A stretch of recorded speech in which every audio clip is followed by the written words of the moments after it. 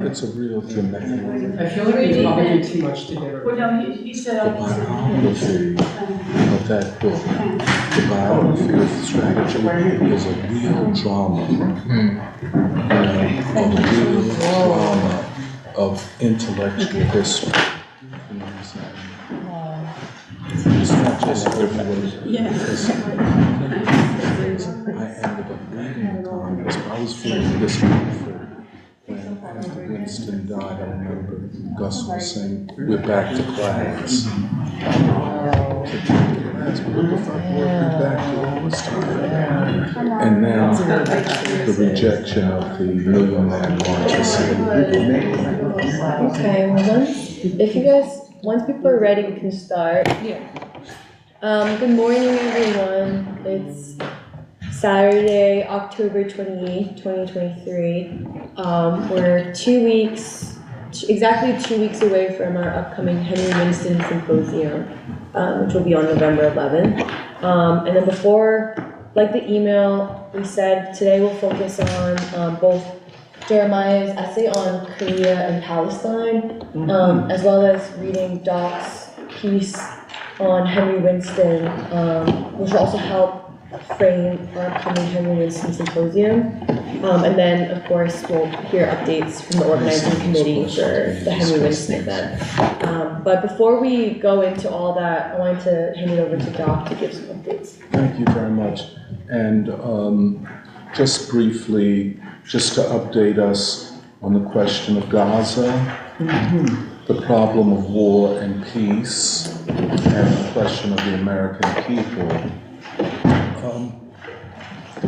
It is a very difficult week, of course, to once again be witness to the genocide against the Gazan people and children in particular, of the now close to 8,000 people who have been massacred. Half of them are children, and there would probably be more children had their parents and the elders not decided that if the bombing starts, they will throw their bodies on the children to protect them. In Islam, we're familiar with people who die in this way being called martyrs. But there's another word called the shaheed. And a shaheed is a person who dies for a great cause, a great religious cause. And for Muslims all around the world, this struggle is very different than what it is portrayed in the West. You might remember that the Hamas offensive, and I want to clarify that again, the Hamas offensive was named Al-Aqsa Storm. Al-Aqsa is the third holiest site in Islam. The Zionists, and I want to separate the Zionists from the Jews, are claiming that Al-Aqsa Mosque was built on a very holy site of Judaism. What is it called? The Mount? Temple Mount. The Temple Mount. However, it was, if it ever existed, by the way, was destroyed by the Romans in 70 AD or BCE, or CE, I'm sorry, the current era. And there is very little archaeological evidence that there was ever a temple there. So this is part of the Zionist fiction.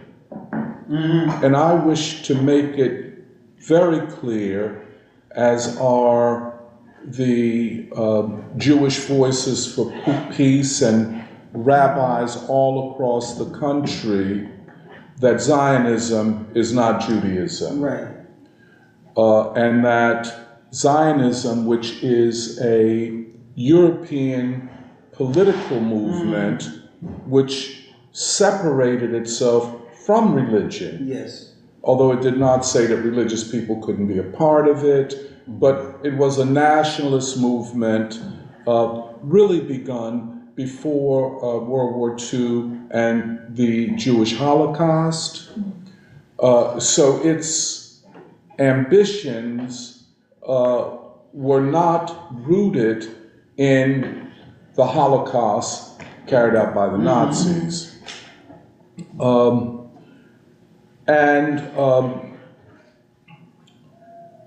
So what is happening, while not of the same magnitude in terms of numbers, is the moral equivalent of the Nazis trying to exterminate the Jews. This is an extermination project. In every respect, it falls under the international legal definition of genocide. Yes. There is no two ways about it. But for the Muslim world in particular, and this goes beyond Arabs and it goes beyond the divisions of Shia and Sunni, it is connected to I'll let everybody get seated.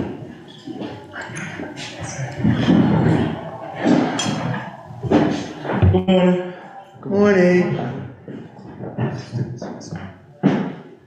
Okay, let me continue.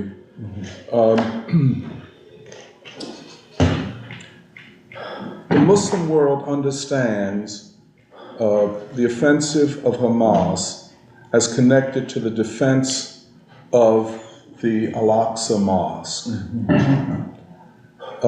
And that the attack upon the Palestinians for these 75 years now has also been tied up with the claim that Israel is a Jewish state, and hence a homeland for the Jews and where the Jews could freely practice their religion.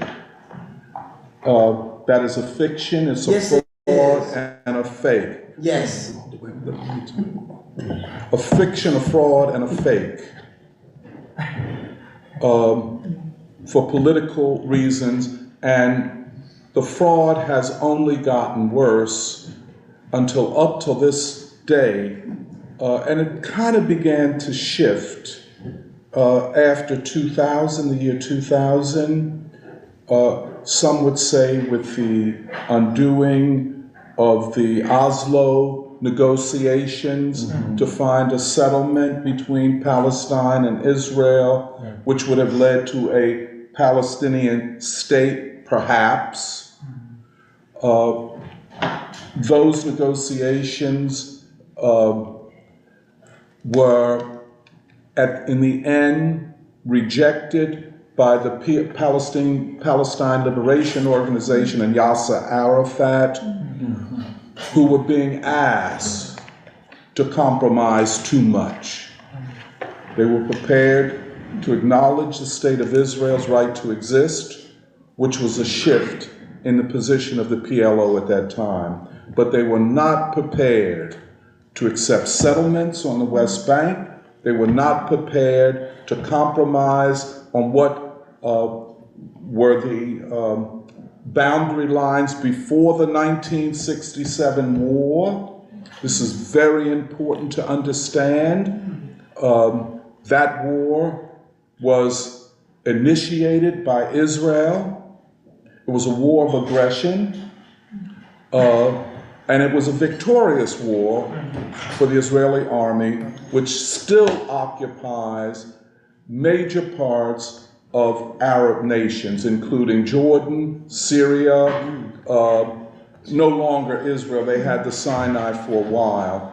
But then the occupation of what would have been Palestine.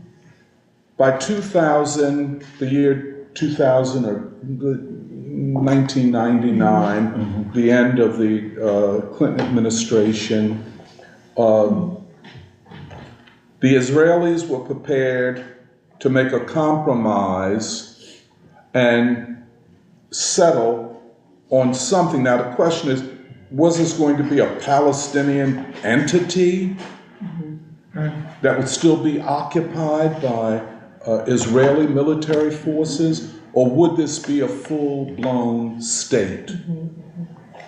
You know, with all of the rights of a state and such and such and so forth. And things broke down over that, and Yasser Arafat said, no, we can't give up anything. And Yasser Arafat at one point told Clinton and Barack, who was the prime minister of Israel at that time, he said, if I sign this, I'm signing my death warrant.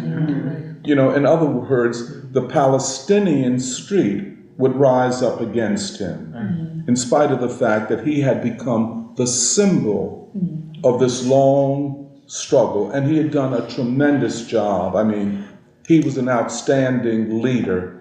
And if you ask me, I could tell you about the times I met him and was with him, the type of cat he was, you know. But after that, Israel was moving gradually to the right, to where it is today. Today, it is, you talk about fascism and right-wing governments. Yes. Israel might be the most right-wing regime on the planet today, where the government consists of members from parties that can only be called Nazi in their outlook. I would just make, and I want to make a very strong point here, that Nazism is not a nationality. It is not German. It was configured in Germany, but it could be anybody, including those who had been the victims of the Germans. Colonel Lawrence Wilkerson, whose first name I forgot last week, was the one who said in an interview, and he said it many times, and by the way, Lawrence Wilkerson was a major Defense Department person in the Bush administrations. I think the Daddy Bush, as they call him, and Baby Bush, you know. He was in both of those administrations and was the advisor to Colin Powell, famously when Powell made told that lie in the Security Council about weapons of mass destruction in Iraq that ultimately led to that war. Yes, he did. So this, when I say Lawrence Wilkerson, I'm not talking about somebody, you know, a lower ranking person. I'm talking about a person who has been at the top of the American government, and especially its foreign and military policies. And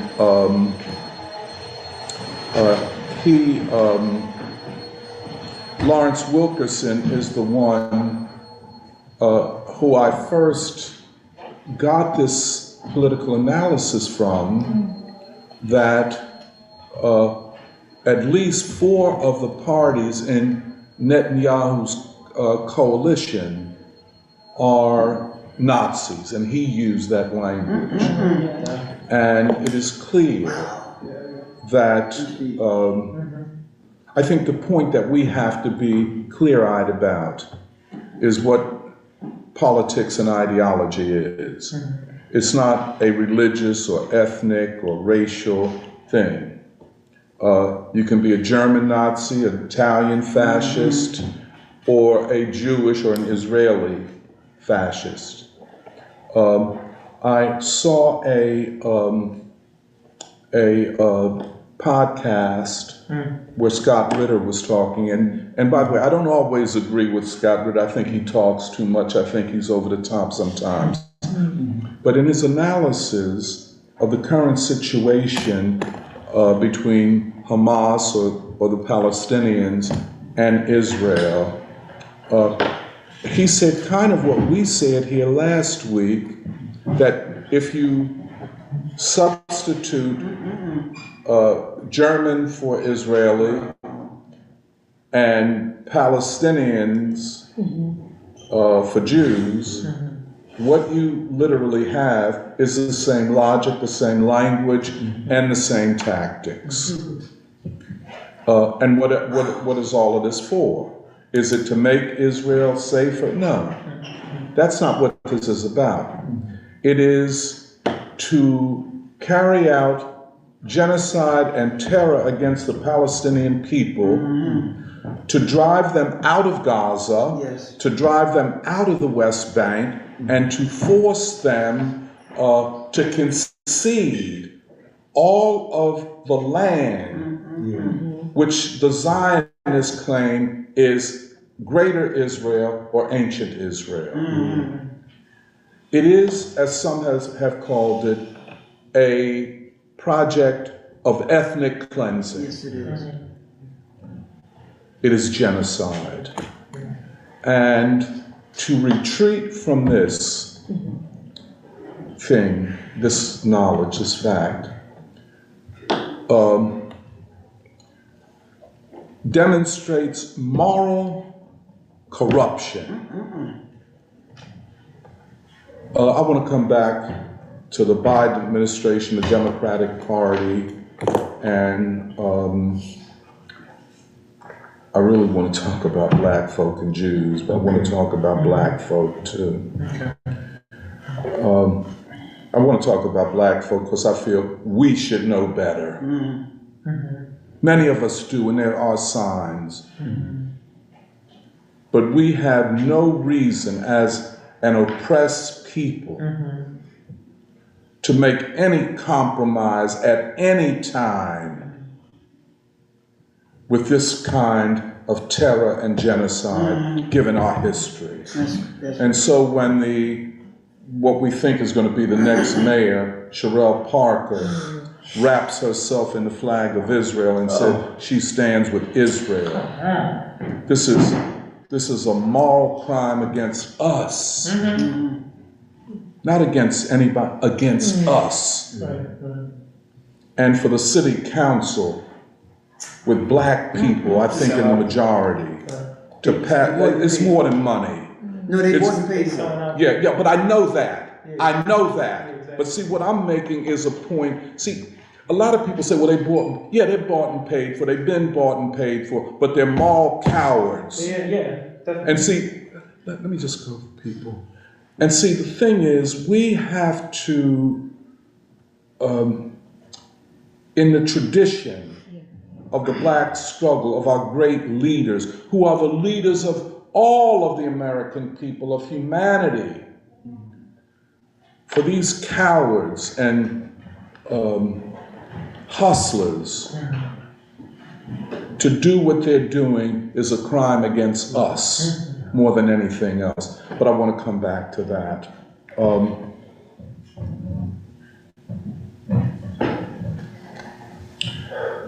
Again, I want to just say that this effort to remove all Palestinians from what is considered Greater Israel and to demolish Al-Aqsa Mosque, not even the German Nazis would even ever consider destroying the Vatican. No one would. No one would. Yes.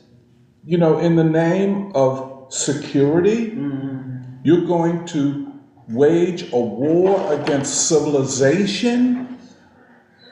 And again, the Israeli regime is the enemy of human civilization. We have to accept that and say it and live by that truth.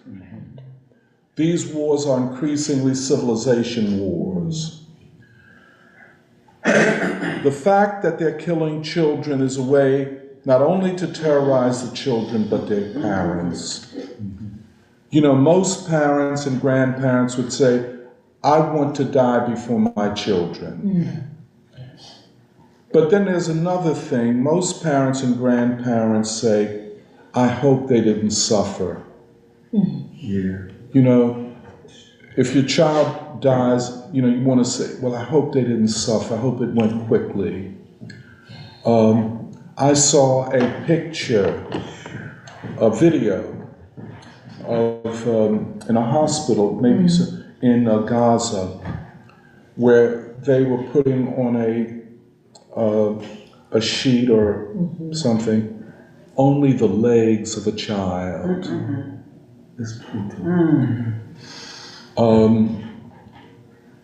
The Israelis are bombing hospitals.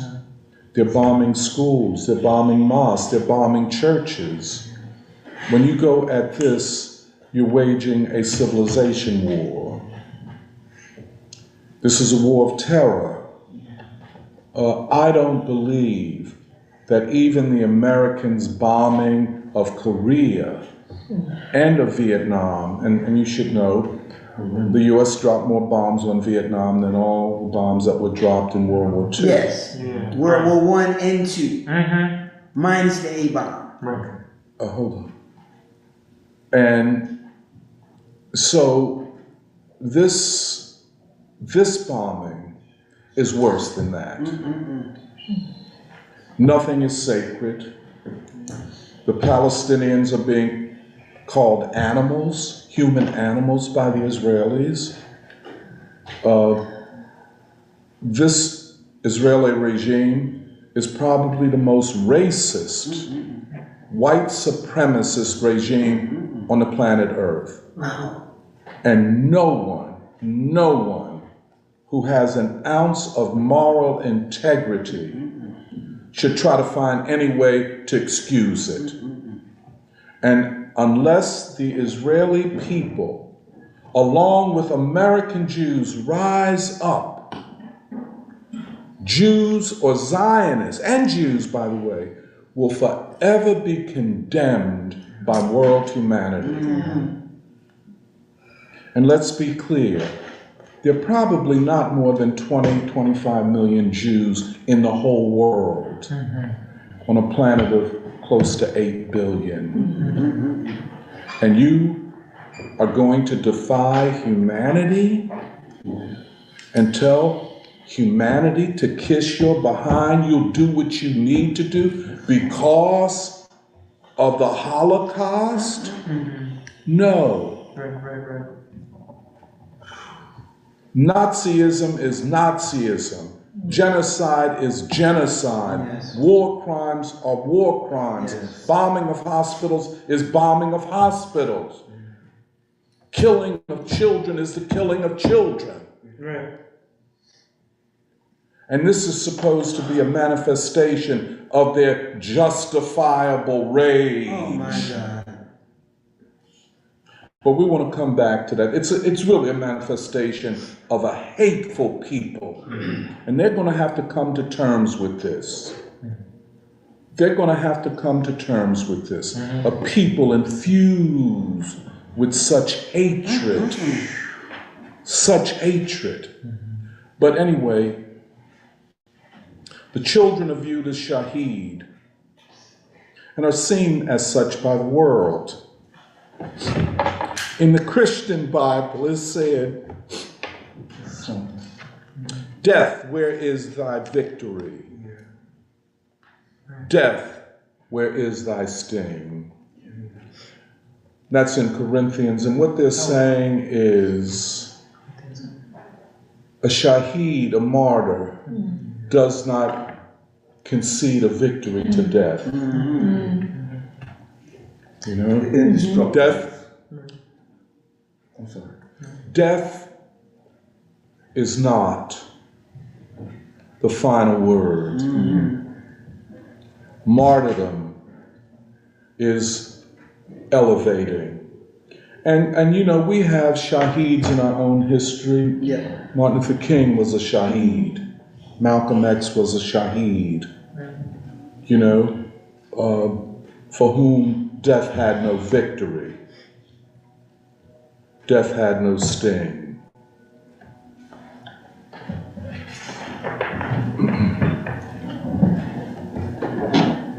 The American people at a moment of reckoning.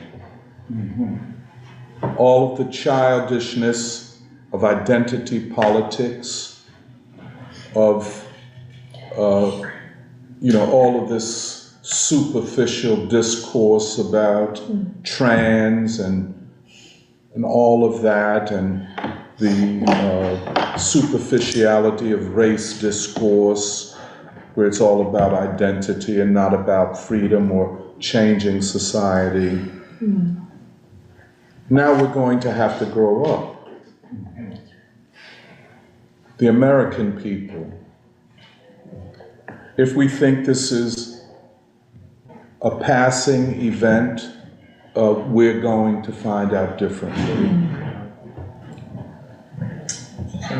To the great moral credit of those rabbis and other Jewish people and Jewish Voices for Peace, who led thousands yesterday to take over Grand Central Station in New York, saying in essence what we are saying. Zionism is not a religion and it's not our religion. Yes. Right. The soul of the Jewish people is now on the line. The soul of an arrogant people. And I want to underline again, a hateful people. Yes. A hateful people. And if you're not a part of it, stand up and speak against it. Right. If you disagree with it, say it publicly. Yes. There is nothing in Jewish history to justify this. Exactly. Right. Nothing. And that fiction that there is just that. That's exactly what And let me just go back to this, the Temple on the Mount,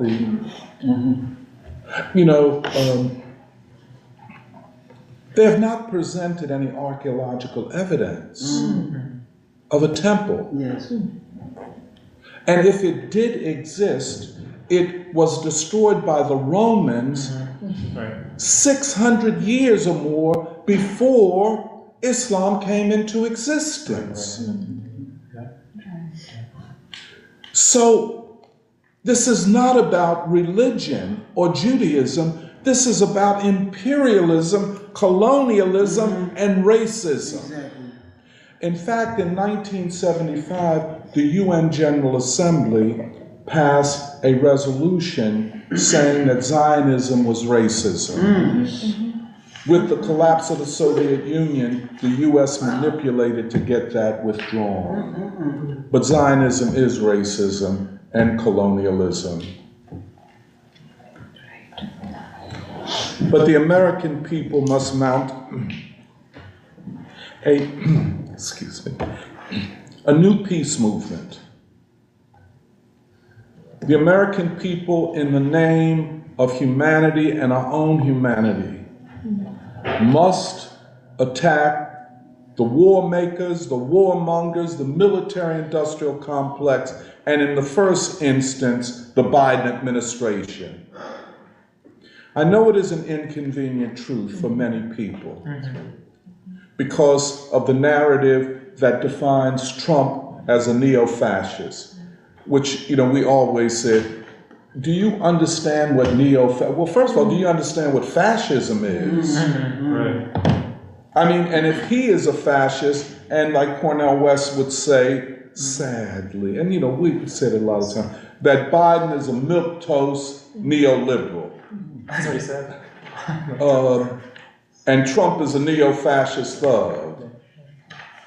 Well, if that is the truth, then how do you explain Biden and the Biden administration egging on and supporting and sending more arms to an Israeli regime that is already super armed Right. to attack Right. defenseless children and women. Yeah. If Trump is the fascist, then, and is this the neoliberal milquetoast person? Right. And this is why, we have to say to Cornell, you got to listen to people. Right. Exactly. You got it wrong. Mm-hmm. Yeah, I agree with your stand for the Palestinians. Mm-hmm. But your understanding of what's going on here, because if Trump is a neo-fascist thought, then what is Netanyahu? Right. Mm-hmm. Fashion. Right. Regular. Right. You know what I'm saying? Yeah, regular. So American politics and discourse must align with world discourse on fascism and racism and Nazism. Selective morality. And so a new peace movement must be built in our country. Mm-hmm. Yeah. With a program that begins with the phrase, we ain't gonna study war no more. Mm-hmm. Your generation has known nothing but war. My generation knew nothing but war except for a brief period after the defeat in Vietnam. Mm-hmm. The American public has been politically primed to think that all problems can be solved through military means. You crush the enemy. You make them so they never oppose you again. All of these crocodile tears. Right, exactly. That's what it is. About mass murders around the United States. The most recent one in Maine. There's a history to all of this. The American people were not always this armed. Yeah. And certainly, most people who had arms were hunters. Some people had them because, they wanted to protect themselves. True. But they had nothing like AR-15s and these other kinds of weapons for warfare. Yeah, it's nuts. When did all of this start and when did it come about? It's an interesting question. If people were not disarmed before, why are they armed like this today? Well, it began with the Black movement. And then with the Black Power movement and the Panthers saying we have a right to self-defense, etc. A whole political narrative was developed. First by the Republicans, and then by both parties, which encouraged white people to move to the suburbs because the cities were dangerous and dangerous for white people. That the potentiality for Black uprising was there, and there had been Black uprisings and riots through the middle 60s, usually associated or triggered by a police murder or some form of police brutality, but the anger associated with the inequality, the lack of schools, and the whole problem of oppression just fueled these uprisings. Most of the people who were killed were Black people by the police. Right. And there were not a lot of killings. Like, it was just shocking that, for example, 38 people were killed in Newark. I mean, that's a drop in the bucket compared to today. But under the slogan of law and order, and then certain sociological things that Winston talks about in the essay he wrote on the Kissinger-Moynihan thesis, that Black people were culturally deprived, that our family structure was aberrant, that, in other words, that we were not oppressed, but we were a unfit people. Yeah, exactly. And this goes back to the narrative right after the defeat of Reconstruction, that they're not qualified to vote because they're culturally and civilizationally barren and empty. But that narrative began to take place. And so the idea that white people should move to safe suburbs, but more than that, arm yourselves. And this would be the answer, quote unquote, to a black uprising that would kill white people. And this is where you get a whole narrative about the Nation of Islam, about black power. One of the important books written at this time was written by Charles V. Hamilton, a professor at Lincoln, and Stokely Carmichael, called Black Power.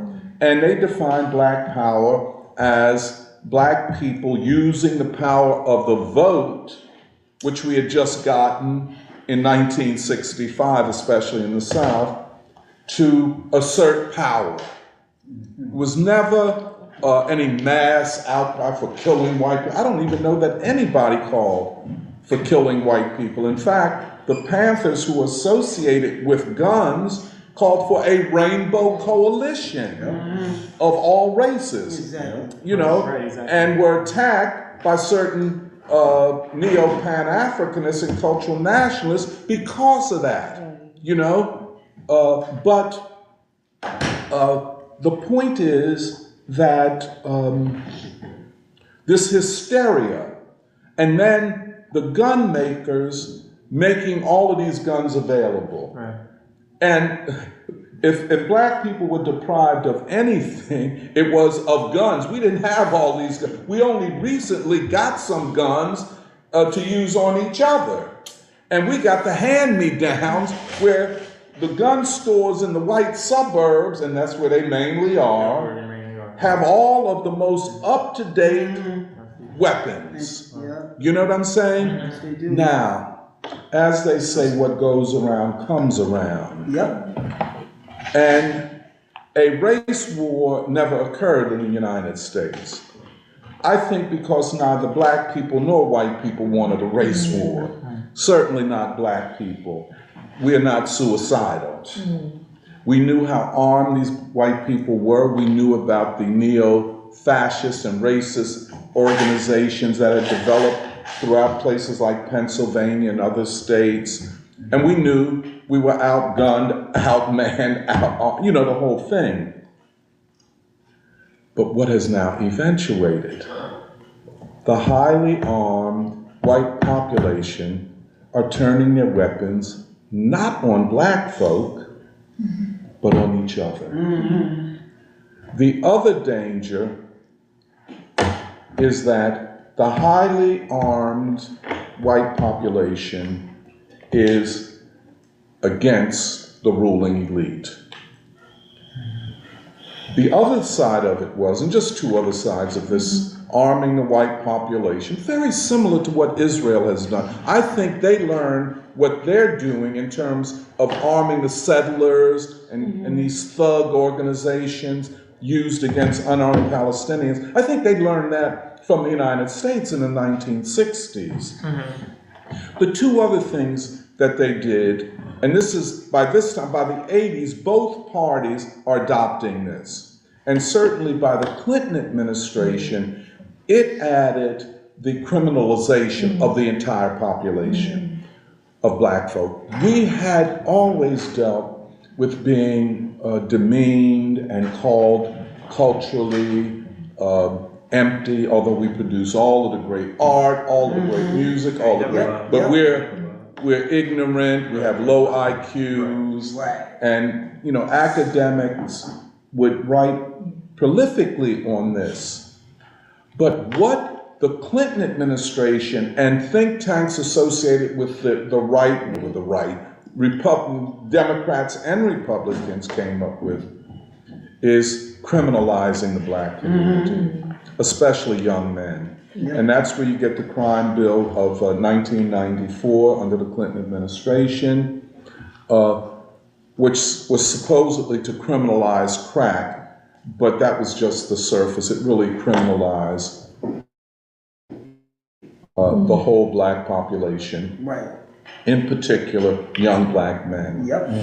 1/3 of young black men, until very recently, and maybe not much lower today, are under the control, either in jail or under the control of the criminal justice system. Yep. And the other thing is to turn the police into an armed force in the black community, Right, exactly. and so on. My point is that these crocodile tears of now we have to have gun control. Well, you all are the ones that didn't want gun control. The only time they wanted gun control in California, really, back then, was when the Panthers went to Sacramento, the state capital, and holding up guns that didn't have any ammunition in them, Right. which was a symbolic thing to say we have a right to bear arms. Yes. And then suddenly the state legislature wanted to pass a law for gun control. But then, going forward, state after state made it easier to buy weapons because they wanted to arm the white population against black people. Now,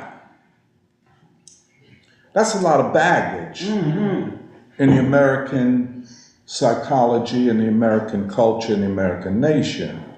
How do you go from that to a peace movement, a movement for positive peace? How do you create the psychology and the culture and the ideology for peace? And I'm not just talking about a few Quakers or Unitarians or even some wayward Episcopalians who are for peace, and we hold up signs, peace now, without any connection to the great mass of people. We're talking about a nation in the Martin Luther King sense, which has to be remade and reconfigured. This is necessary because we now face new threats of world war. Again, I say to those people, if you're hustling, if you're a coward, get off of the stage of history. If you feel threatened by truth of any kind, leave those who seek to fight for justice and peace. Leave us alone. By the way, don't think you can play us either.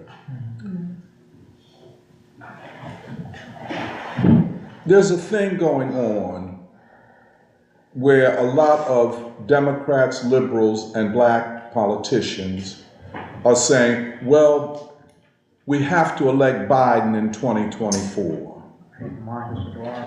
Well, by the way, there are growing numbers, especially of young Democratic voters, who are saying, I will never vote for Biden. This is very positive.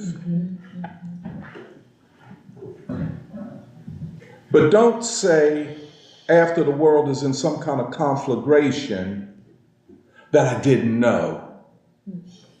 I will say, for most who are in the political arena, who head churches and synagogues and mosques, you do know. And if you don't know everything, you know enough. And if you don't know everything, try to find out. Not knowing is not an excuse. Martin Luther King was right. A time to break silence And that speech should be read regularly. Yeah. Because all of the moral framing of it was not just Vietnam. He was talking about the American people and what war does to a nation. The United States has already deployed 2 aircraft carrier groups to the Eastern Mediterranean and somewhere around the Persian Gulf.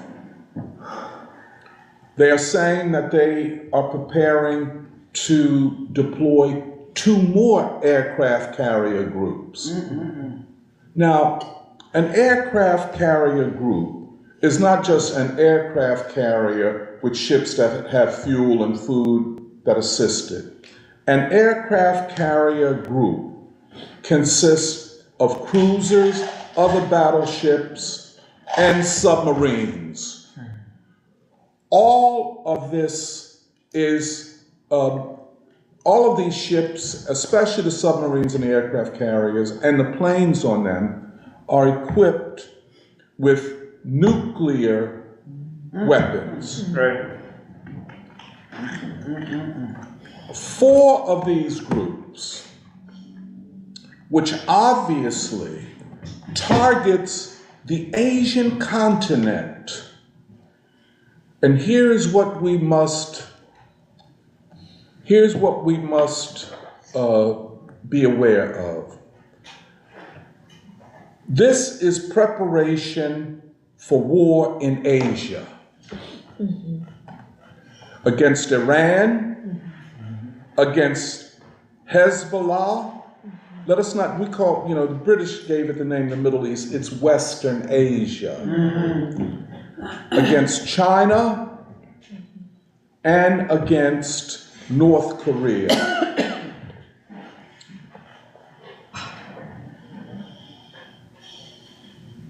Gaza and Israel has become a secondary matter to the larger global war-fighting program of the United States,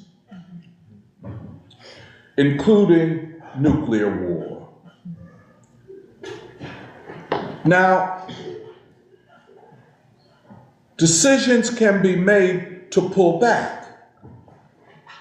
The world is saying, pull back to the United States. There's no place in the world that Biden can go outside of the white nations of the world. The American government is held in utter contempt, even hatred, by the people of the world. Yes, it is.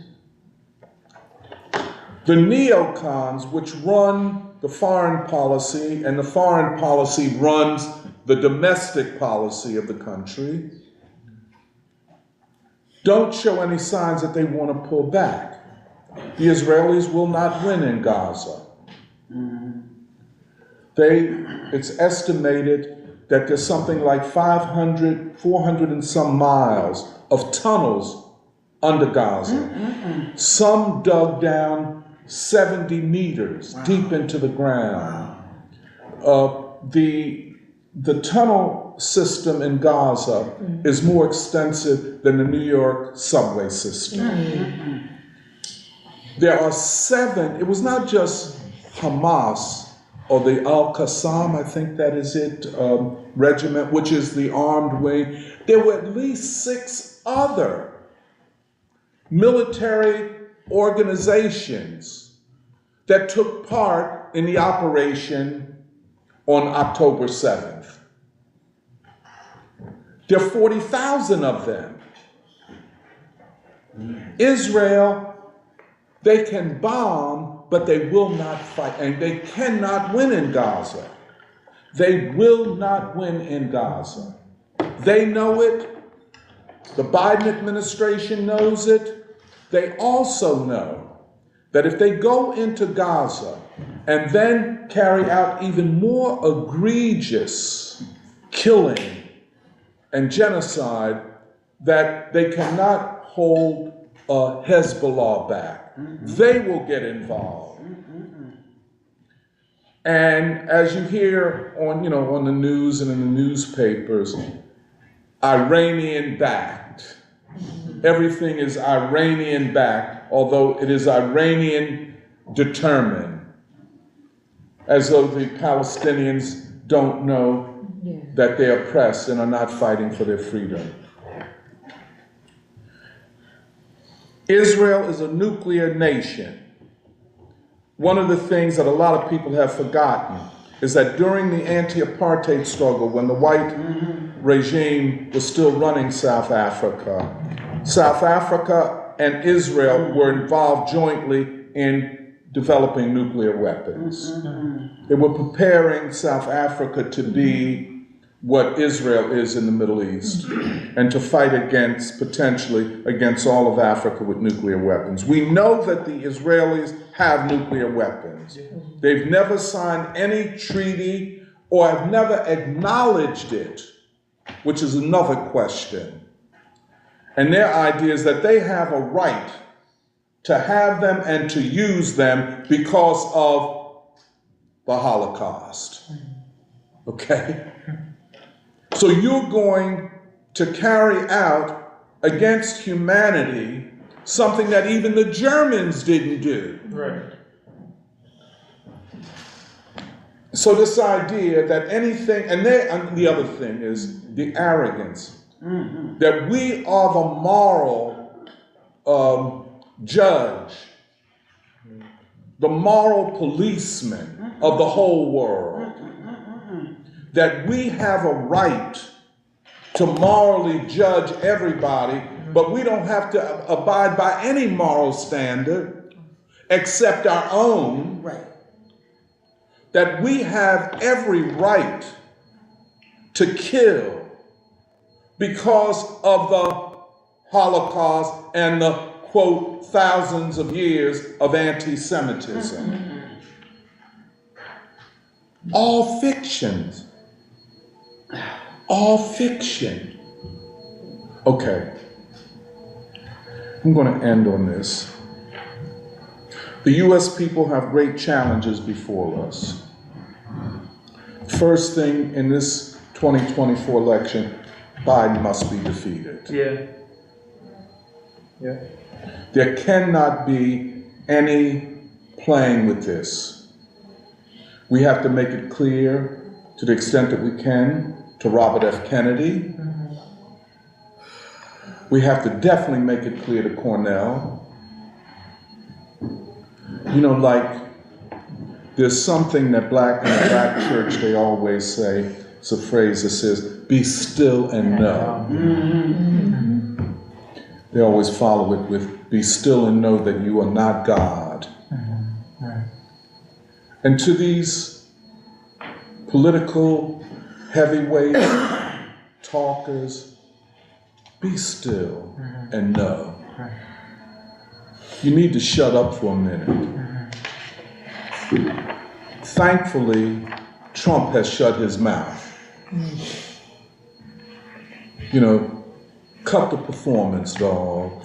Let's keep it real. Kennedy has made egregious statements. Give them whatever they need. You need to withdraw that. Oh, Yeah, really. yes. Cornell, you've been right in defending the Palestinian people, but you have to be morally and politically consistent. You can't talk out of both sides of your mouth. Exactly. You see what I'm saying? Just because they put a microphone in your face, you don't have to say nothing. Sometimes you have to think. The state of politics in Philadelphia, and I'm very angry. I am deeply angry. I can't say disappointed. You can. No, I can't. The reason I can't is that I don't expect anything from most of these cowards and hustlers. I don't. The black church has been turned out. Yes, it has. It's not the black church that we knew. The pulpit is for sale. Yes, it is. By for sale, I mean any politician can come and pass a few dollars to the minister, and he can or she can ascend the pulpit. We often thought of it as sacred. You know, in some churches they only allow the pastor in the pulpit, or others, but not politicians. For most, the leadership of the black church, money is their God. Right. Yes. That's true. Not moral principle. As far as that. So I'm not all that surprised, although I guess I am. I'm hurt by it. And so we go forward, and we had to make this decision in preparation for the year of Baldwin, because, you know, we had these ideas of, just like we did in the year of Du Bois, the city council passed a resolution, trade unions and churches welcomed us in as Philly read Du Bois, and WURD was a friend until it wasn't. Right. Where we read Du Bois every week. Right. You know? Yes. Well, we're not in that situation. So we said, we can't get city council or this mayor to endorse something. And then if we invite Cornel West to speak, they'll say, well, we're for Biden and we don't want anything to upset his reelection. Right. And then they want, you know, to attack us. And so, Right. so we said we would go to the best of our ability directly to the people and to the youth and children. And the youth and children must be given the opportunity to think and to grow and to know what morality is. And they must be separated from this fraud of black leadership. It is a fraud, it is a disgrace to everything we have fought for and stood for. Most of them in the churches could give less than a damn about Martin Luther King Jr. You know what I'm saying? If you say the black prophetic tradition, they'll use it to distort it. They don't give a damn about the black tradition at all. So we have work to do, but I really believe that new ground is opening up. You know, my last point is that Farrakhan is speaking at 1 o'clock today. Oh, really? Yeah. Wow. So we'll look at it. We won't look at it in real time. We'll look at it in video. Oh, okay. And I have an idea what he's going to say. And it's very important. His voice is very important. You know what I'm saying? He is speaking, but then there's a whole, and I got this from Samir, a whole schedule of demonstrations. Today? Today and going forward. But hey, Jake. No, it's nice. It's great. Going forward, this is all good. Yeah, that's good. The Palestinians have mobilized their community, and that's a beautiful thing. There's fracturing of the Jewish community. Let's hope that it becomes a real mass movement. Black folk are not yet in it, and this is not good. And there are reasons, as you know, we talked about. But that's what we face going forward, so I'll just stop there.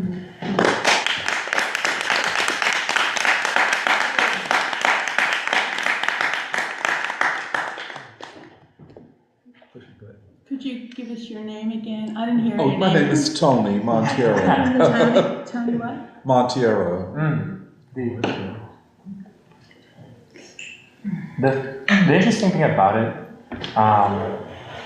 the first commandment states, what's the first commandment? Thou shalt not kill. Oh, definitely. Just start there. If you want to have a state, or if you want to have anything, you have to start on these moral principles that are laid out. This whole,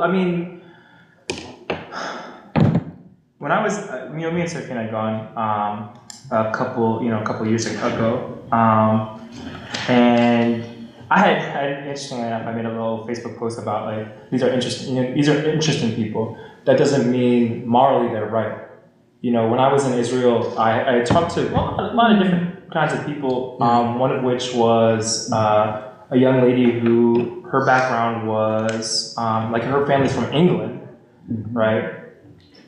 But as something. But so the way they formed like the thought, so to speak. But what she was saying was, if they're terrorists, or that they come in, and they were talking about Africans too, like Senegalese, that they come over and they steal, whatever, and probably steal your heart. But it's like, what I mean? I mean, it's just on the true hand side of it. But it's just, for me, it comes back, to Baldwin. That's why this year Baldwin is going to be like it's gonna lift the city up. But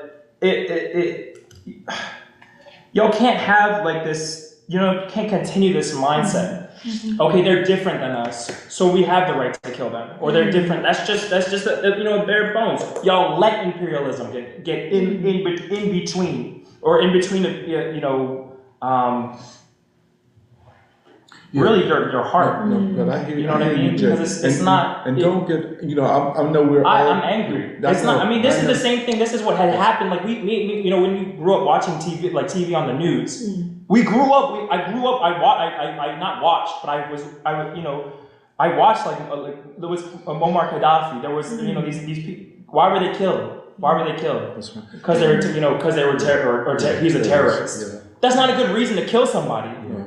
And I wish I knew more about him. Frankly. And we're all struggling. All of us. This is very, very difficult time. And I just I said it. I think I said it to Kathy. Just protect your heart. I know there are going to be tears, all the time, but keep our eyes on the prize. And go ahead. I just want to say, sometimes it's the storm, and it's going to be in our life because that's part of traveling in your life.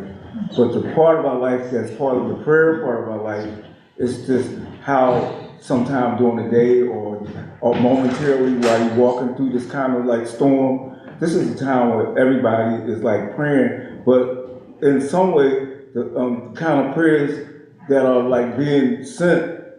I used to light candles for these ones was for the Wailing Wall. And even if a person they haven't seen me 50 years ago, they can't tell what is our rights of life when you have connection to your land and your feelings. So it's not there for these lights for that wall, what they call a Wailing Wall, and it's not there like this is that kind of wall that keeps human beings from each other. But we might not know how to confront those barriers, but sometimes they're not. In the sense of transcendence of what we pray for, is we need to help each other.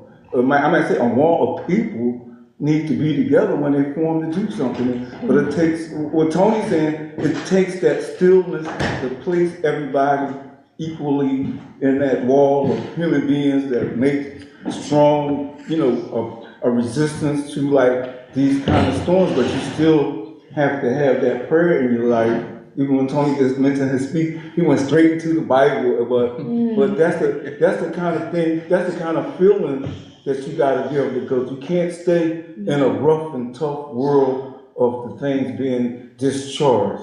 And you got to have, your whole face of humility. And it's not the violence in your life that I'm asking for. I don't need nobody's violence, but we need to have that patience. And there's a sign outside when you come in Unitarian, we don't have the compassionate form of our knowledge and the compassionate form of our being, which is where I'm listening to Tony, and I'm directly saying, because it's something that takes a lot of inner development. It can't just walk down the street with a picket sign. It's got to be some patience. Right. It's a part of the patience and the struggle here, because you don't want to be having your feelings, having your feelings torn apart. Yeah. And I worked in a hospital for like 25 years.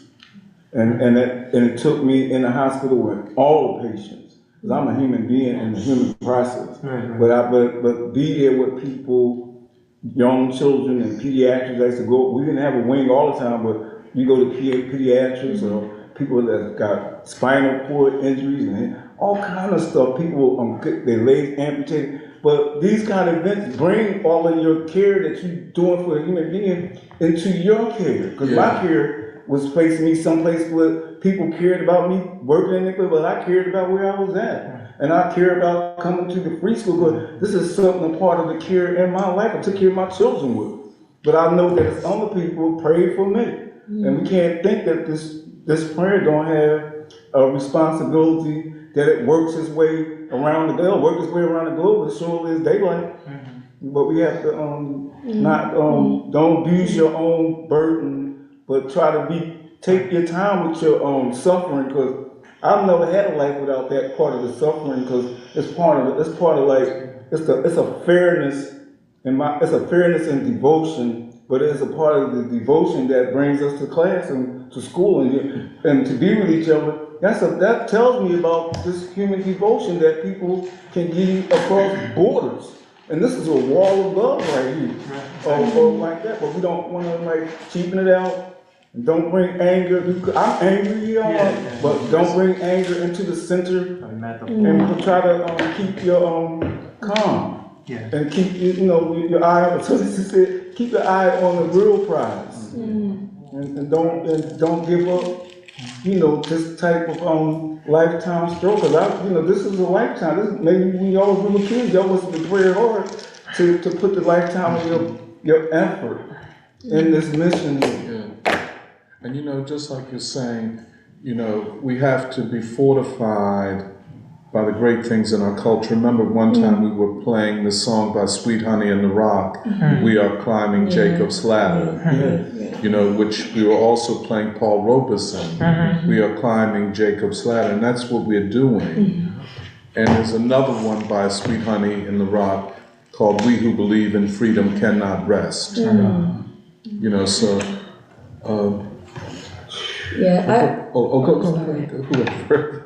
I was also really, I didn't know what to say after you spoke, because, everyone probably feels really emotional, especially when you brought up the concept of shaheed.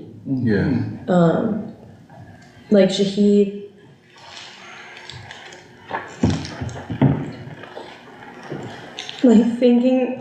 I think just, parents who put their bodies on top of their children. But the concept of, the reason why I was struck by shaheed and the verse from the Bible about not conceding to death, because death is not the final word. Because also, the parents in Palestine are also not that old either. In terms of the demographics, they're in the US, they would be considered immature children too. But I think the reason why I also was struck by shaheed was because in some ways it's also a concept very important for America. That spiritual center that I think Derek was talking about, where centering around that death is not the final word, and even what you're saying, Doc, about we are climbing Jacob's ladder, because I think in America, what Jake was saying about how important James Baldwin is today, the whole concept of an immature nation that is tired of being stuck in puberty or tired of being stuck in its adolescent years of anger. And there's something really moving and important about, I think, the young generation today who maybe their own parents were not able to grow up, but now the young generation is forced to mature and lead the country in maturing, and refinding a spiritual center, that spiritual call to make a new nation, like King said. And because I also thought about, because this is our generation, I was trying to think about like that our generation has only known war. And just the task, I feel like there's something really important about seeing the task as also a moral task. Because, yeah, in some ways I think our generation, maybe the society we grew up in, we didn't have the parents, we didn't have the confidence that we had the parents, like, you know, not literal parents, but that we didn't have a society that was ready to throw their own bodies on us to protect us. But it's up to us to mature, like, to take on that moral task, to like reconfigure a new nation. Yeah, exactly. And yeah, I don't feel like I have the profound words to express what I'm saying, but I think this concept of a new ground is very true. And yeah, and it's, this young generation has perhaps the most important task they've ever had in history. And I think that's also why like what we're doing becomes so imperative, especially as we're going into the year of Baldwin, to remind young people that like you have to first, you have such an important task, and it's not wrong to want to fight for the future. Right. Like you aren't naive to want to fight for the future. You aren't naive to believe in something new. So I just wanted to share that. Whooper, then Ransom. Yeah, I mainly wanted to talk about what Emily also touched on, this idea of, you know, the martyr or the shaheed, who basically, I mean, death can't claim its victory over a person. Louder, please. I was talking about the martyr, you know, death not being able to claim a victory over a person who gives his life up for a bigger cause. And this reminded me of, you know, a discussion I was having with a young person recently who, you know, we were talking about non-violence and we were talking about King, but also Gandhi. And, you know, these are questions that come up every once in a while, where you try and take something like a strategy of non-violence and apply it to, say, you know, can this be applied in Palestine, for instance? Can this be applied in the context of, you know, a genocidal regime and all of that? But what you said about death, it made me realize, because I didn't know how to answer that question when we were having that conversation. But I think what you said, it helped clarify it in my head, which is that, you know, this is not a strategy, like a political strategy or a strategy of countering, you know, the attacker or the oppressor or something, but it's a moral strategy. And the effects of that are not to be measured in whether, you know, you lose your life or whether, you know, what the measure of the tragedy is, but in the effect it has on the hearts and minds of people everywhere who are watching what's going on, and what it reveals about both the person who is resisting, but also the person who cannot recognize the humanity of the person who's being attacked. Yeah, so that was really very moving. I'll just say that much for now. Go ahead, Ransom. Yeah, I just wanted to say that I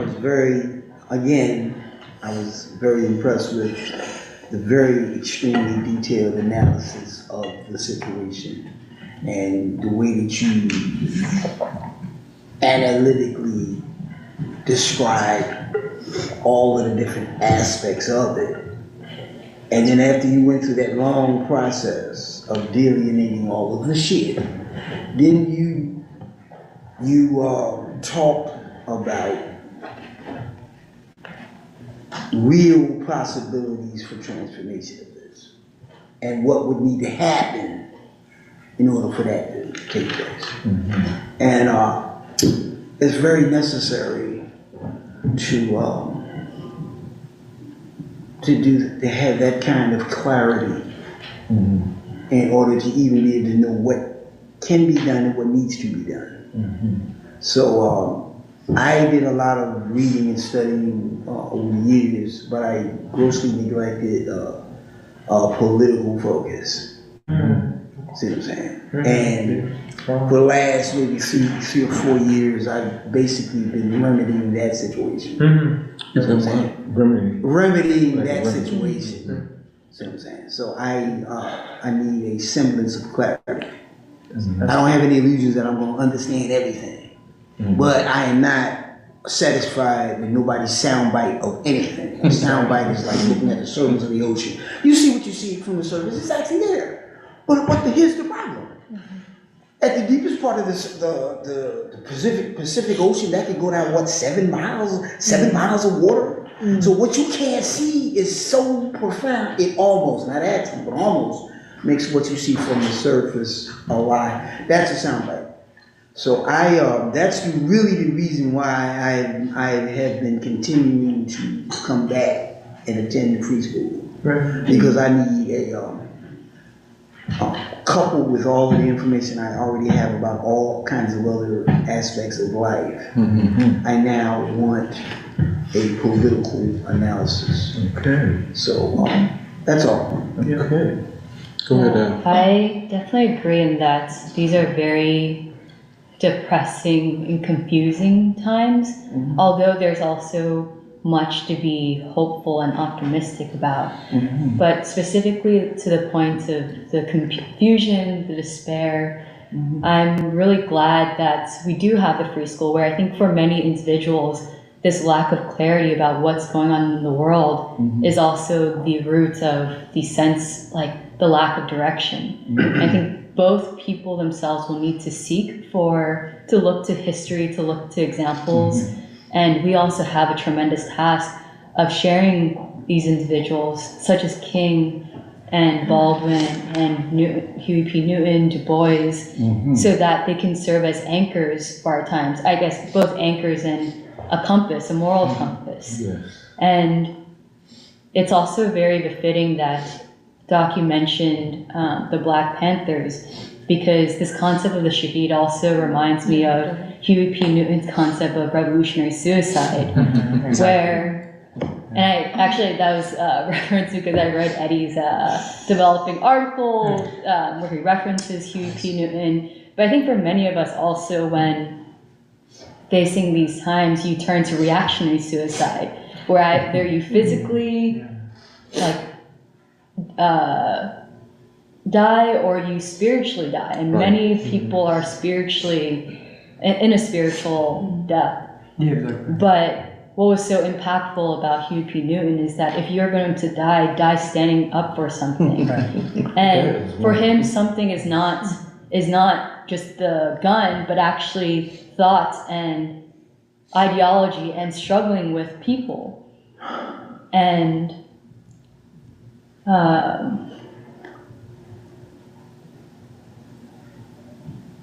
so that was very important. I think the other concepts are, it's so interesting and so right that in these times we keep returning to these central figures. They do serve as a guide for us to move forward, because the other end is what King says of, what happens to unfulfilled hopes and unfulfilled dreams. Because he talks about how people in this country, particularly Black folk, dreams have continuously been deferred. Lack of jobs, violence, and he expounds on this concept of suicide, where people either turn angry or they turn apathetic, but there's a third path, which is revolutionary, where you can connect with people. Essentially, it's very connected to what Baldwin is saying about love, Baldwinian love, where, and I'm trying to make sense of all three individuals because they fit together, which is that the only path forward really is to struggle. Otherwise, you just die, either spiritually or physically. And that's why there is, if there is to be a world for children, and really children, the children of humanity, is rooting and anchoring ourselves in these figures who see that a new civilization has to be built out of love and built out of a focus on the moral child. what is the world in which we want our children to grow up in? And it's not it's not impossible, because if that's impossible, then there really is not a world to live in. Yeah. Go ahead, Eddie. Let Eddie go. I thought the connection with Kings Beyond Vietnam speech was very powerful and clarifying. I definitely feel in the air amongst many young people this like moral imperative is stirring, that they want to do something, so they're marching and they're posting on social media, just whatever you can physically do or mentally do in your home. But the awareness I feel that I'm feeling from this activity reminds me of Kings Beyond Vietnam, because I think people are being more consciously aware of the need for a moral remaking of society. They're forced to look at their lives and their country and ask themselves, like, damn, like what's wrong with us, and what are we going to do about it? Really, this moral transformation, I think is really fitting. I think that's why people are drawn towards Baldwin, especially right now, because it's kind of something you can do to look at yourself internally while looking at society. And I guess the power of King is that can be, I think he most clearly exemplifies this, I guess, moral transformation and the moral transformation of society. Similar to what Purbo was saying, applying a soul force and not cooperating, in refusing to cooperate with the forces of evil and what's doing wrong, you would assert a higher form of love, not a sentimental love, but a duty for what's right to yourself and others. And I feel it. Hope this can converge. I guess in the hearts and minds of young people to principally on this question of war and peace in this time, as well as the question of who we are as an American people, and that it's not in the hands of, I guess, powerful people that make bad decisions, but it is something for the American people to decide. I also wanted to emphasize that, I think this is a time for the young generation and also a time for the moral imperative, like you were saying, Eddie, because it did make me emotional, Doc, when you said the young generation is one that has only ever known war.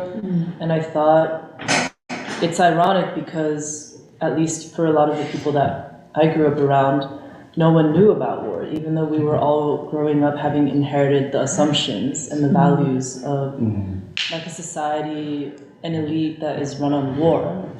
And I think that that's what has produced the decadence of American society at this time. But it's not just for the elite, it's that mainstream culture, like general people's aspirations have become so decadent. And I think not reconciling the war question, or what is the responsibility of a young person who grows up in the war hegemon of the world, like the war machine of the world, what that contradiction has produced is profound decadence. And I think that's connected to the moral and the psychological crisis of a lot of young people. And that goes into this point about, also what Emily was saying, like this task for the young people, and how now there is an opening that is really important for us to see, and then also to usher in and like bolster, because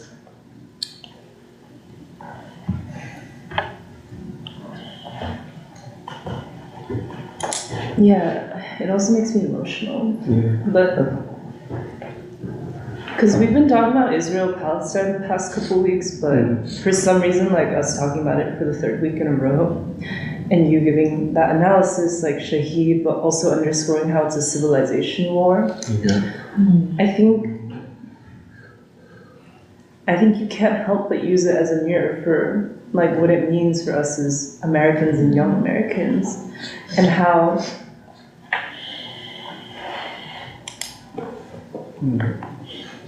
I just want to say something about civilization. Is it okay if I just continue?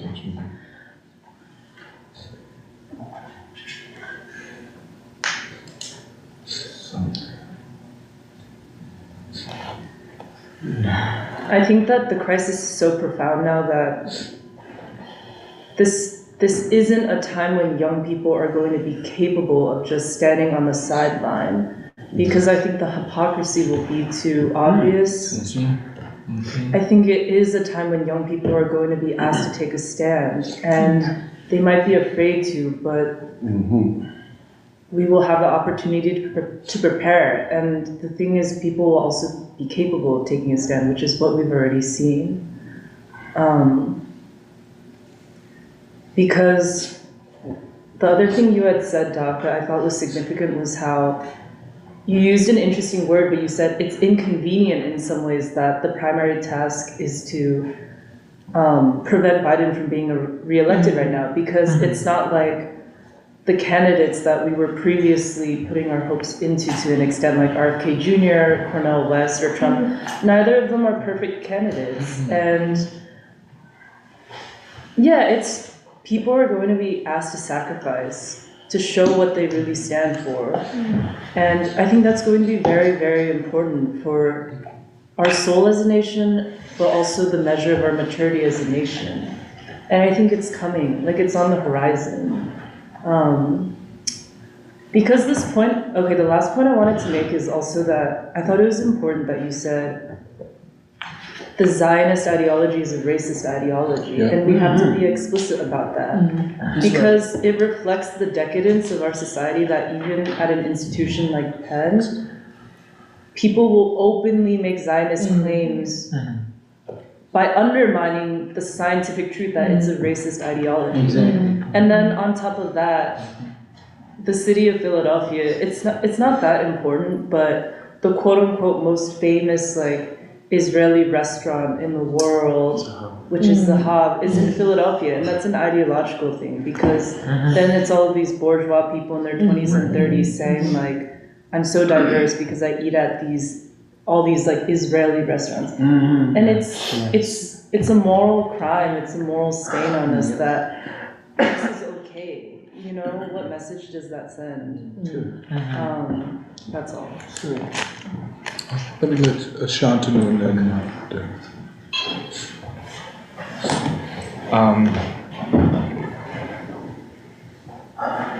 I wanted to say that every day in the morning I wake up and I look at my phone, and somewhere I'm afraid that the next world war has begun. Wow. And I imagine that if I'm feeling this way, there are other people in the world who are also feeling this way, that they wake up wherever they are and they immediately try to find out whether there is a conflict that will engulf the whole world.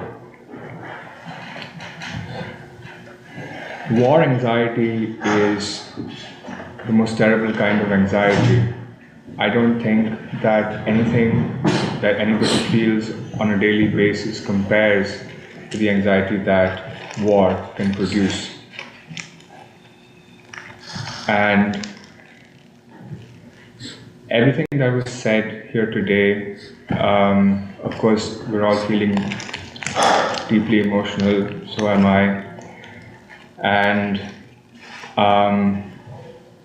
I think the kind of ideology that the free school operates by, I think we feel the pain of the people in Gaza right now, because, like Emily said, they must be, I don't know, my age, those parents who are sacrificing themselves for their children, and what kind of life are the children going to lead?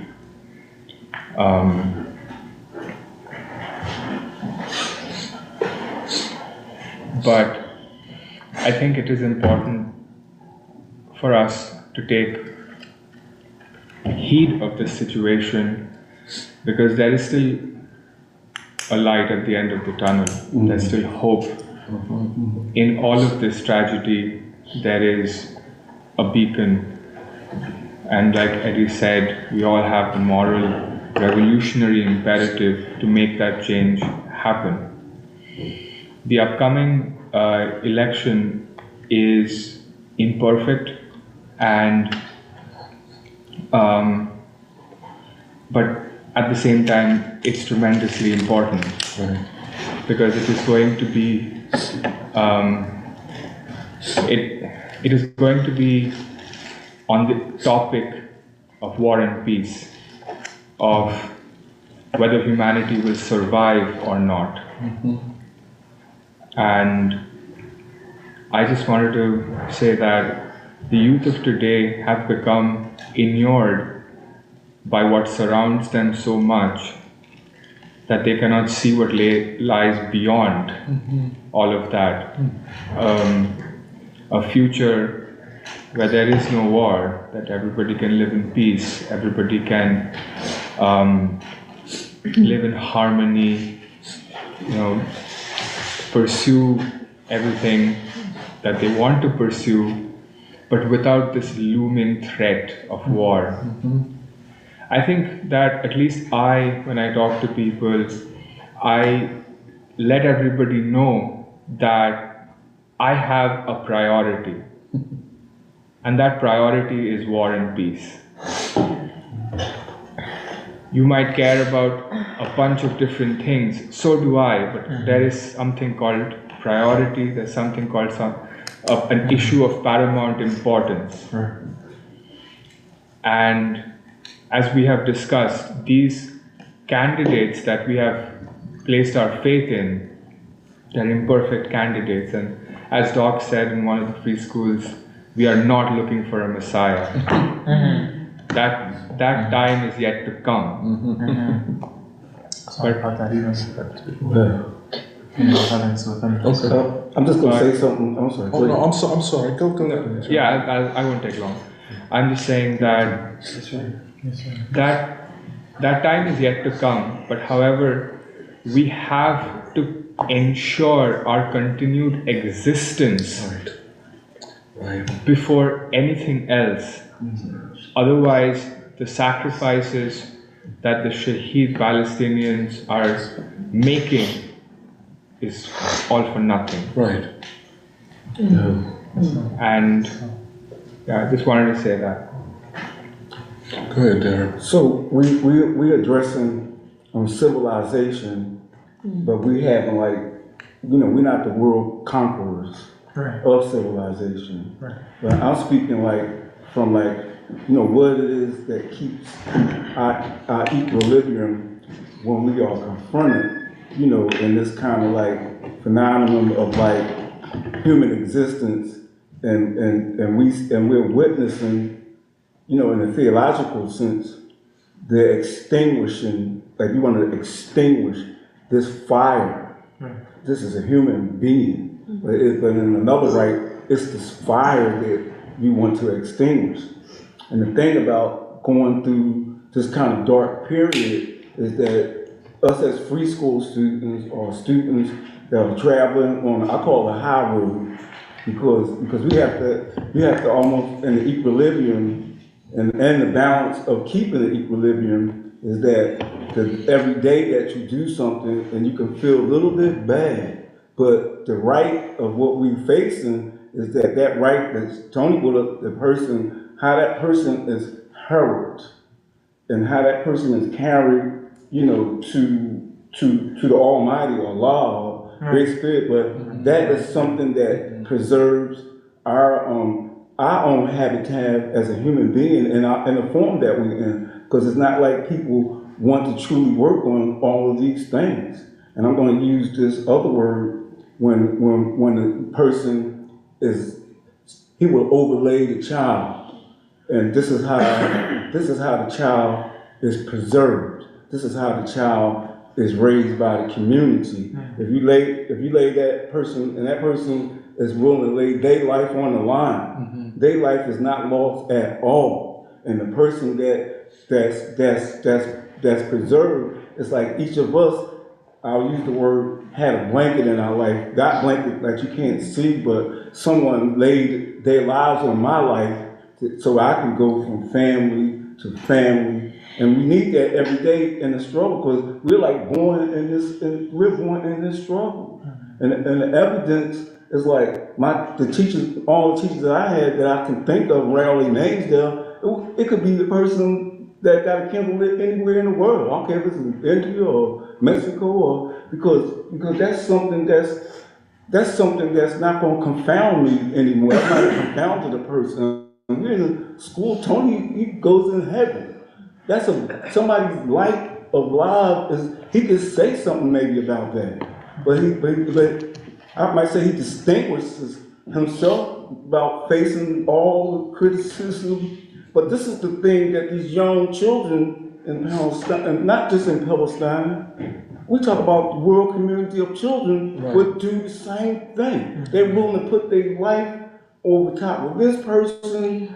I don't care if I was in kindergarten and somebody got to say we got to get underneath our desk because somebody or third grade get ready to get attacked by a nuclear bomb by we don't know it's somebody, other people. All we see is our own planes, but we running to go underneath the desk in school because we don't know which country but we have to have this bright day of knowledge in us when we leave out this free school and not be like thinking that we don't have like the dignity of Baldwin and Hamilton, of Robeson, and all of these sacred people. All of these people wind up, in the world of physics, I will say one more thing for a third of this. In the world of physics, I never knew I was going to read about Robert Oppenheimer. But Oppenheimer is a student, kind of appealed to me over all of my lifetime, as far as when you be in your youngest years. So you might not make sense out of a person, but if they books is around you, students, people think with these things. The students that come out of all these beautiful places, they all have some kind of a sacred allegiance, alliance to their former teachers or people that have aided them. And don't think that you're not going to misrepresent totally somebody guarding how you are every day because you want to be able to feel good. But take it inside, like, when courage is needed. And make that little prayer because nobody keeps courage all day. Yeah. It's something we waken ourselves to have courage to take another step. Yeah. Tony said, I don't know how many more rounds we got. I don't know, we was talking about one round. Now we done went 10. Right. We was talking about one round because we like, you know what I mean? Because sometimes you want to know, is that people going to wake up in all these places perpetrating on world crimes, like bombing a daycare and a senior citizen home? Can you imagine? You bomb daycares all around and they say bomb a senior. You know how appalling that would be? That's an appalling thing to think these things. And it's not to drive discomfort to us, because we need, in the Bible, the comforter is something that's a spiritual type of feeling inside. Those who think they're Christians or Jews, everybody has something that comforts them so that you can go on to, because the battle just gets started. It's not like a battle that's just won overnight. And we don't have to think that it's a waste of time. And nobody loses their life every day. The people in the hospital working in the operating room, they don't want to lose a person. They don't want to lose somebody coming with a heart attack. They don't really want to lose this person. And it takes a lot of humanity in you for what we're doing to be as though you wasn't going to school to be a doctor, but in some kind of way, anybody call you that title, but there's something about how you maintain how you are, a steady hand. A steady calmness, so like, healing to me is like a steady feeling of like, it makes my day have an equilibrium and not throw off all the balances, because everybody gets thrown off because of all the bombs and the destruction of the neurological, everything that's neurological about us is being destroyed because it's a distortion in the human relationship when all of these things from the outside that are inside are like, bombarding you. How the brain, like that doesn't work that way. And we need to give a little detail, and because we still need to be able to get up every day. Exactly. And this right here was to set everybody down. This is like intention. Derek. Shut it down. Oh, we just want to move on to our next point. I don't mean to cut you off. Is that okay, just one more before. I really want to thank the three people, I believe it was three, who searched me out and brought me up here. I really feel privileged for your talk and all the others' comments. And I just want to make a couple comments here. That the Holocaust was not only a Jewish thing, and some Jewish people forget that they say it is a Jewish thing, but it wasn't. The gay community was victimized, the Jehovah's Witnesses, the disabled were all victims of the Holocaust. And we forget, and a lot of the politicians forget about Native Americans. Yes. Even Bernie Sanders said, oh, we learned a lot from them. The wife said, we learned a lot from them by going to see the Native Americans, but that's all she said. So we often forget the extreme sacrifices of the Native Americans. Yes. And the last thing I wanted to say was I did see Martin Luther King. I was in an audience in 1963 in North Philadelphia, and it was the Quaker it was called Fellowship House. And I went up a couple of years ago. I went up to look for it, and actually what happened was after there were only 12 people, about 12 people in the audience. I have a habit of counting people, and there's 17 here today. And there was only about 12 people, and I had never heard a black preacher before. Wow. And he, even though there were so few in the audience, he gave a dynamic speech. I mean, fiery and about love, and I mean, he didn't shorten it. He just went on, and it was very inspiring. Now, I went up to look for this fellowship house.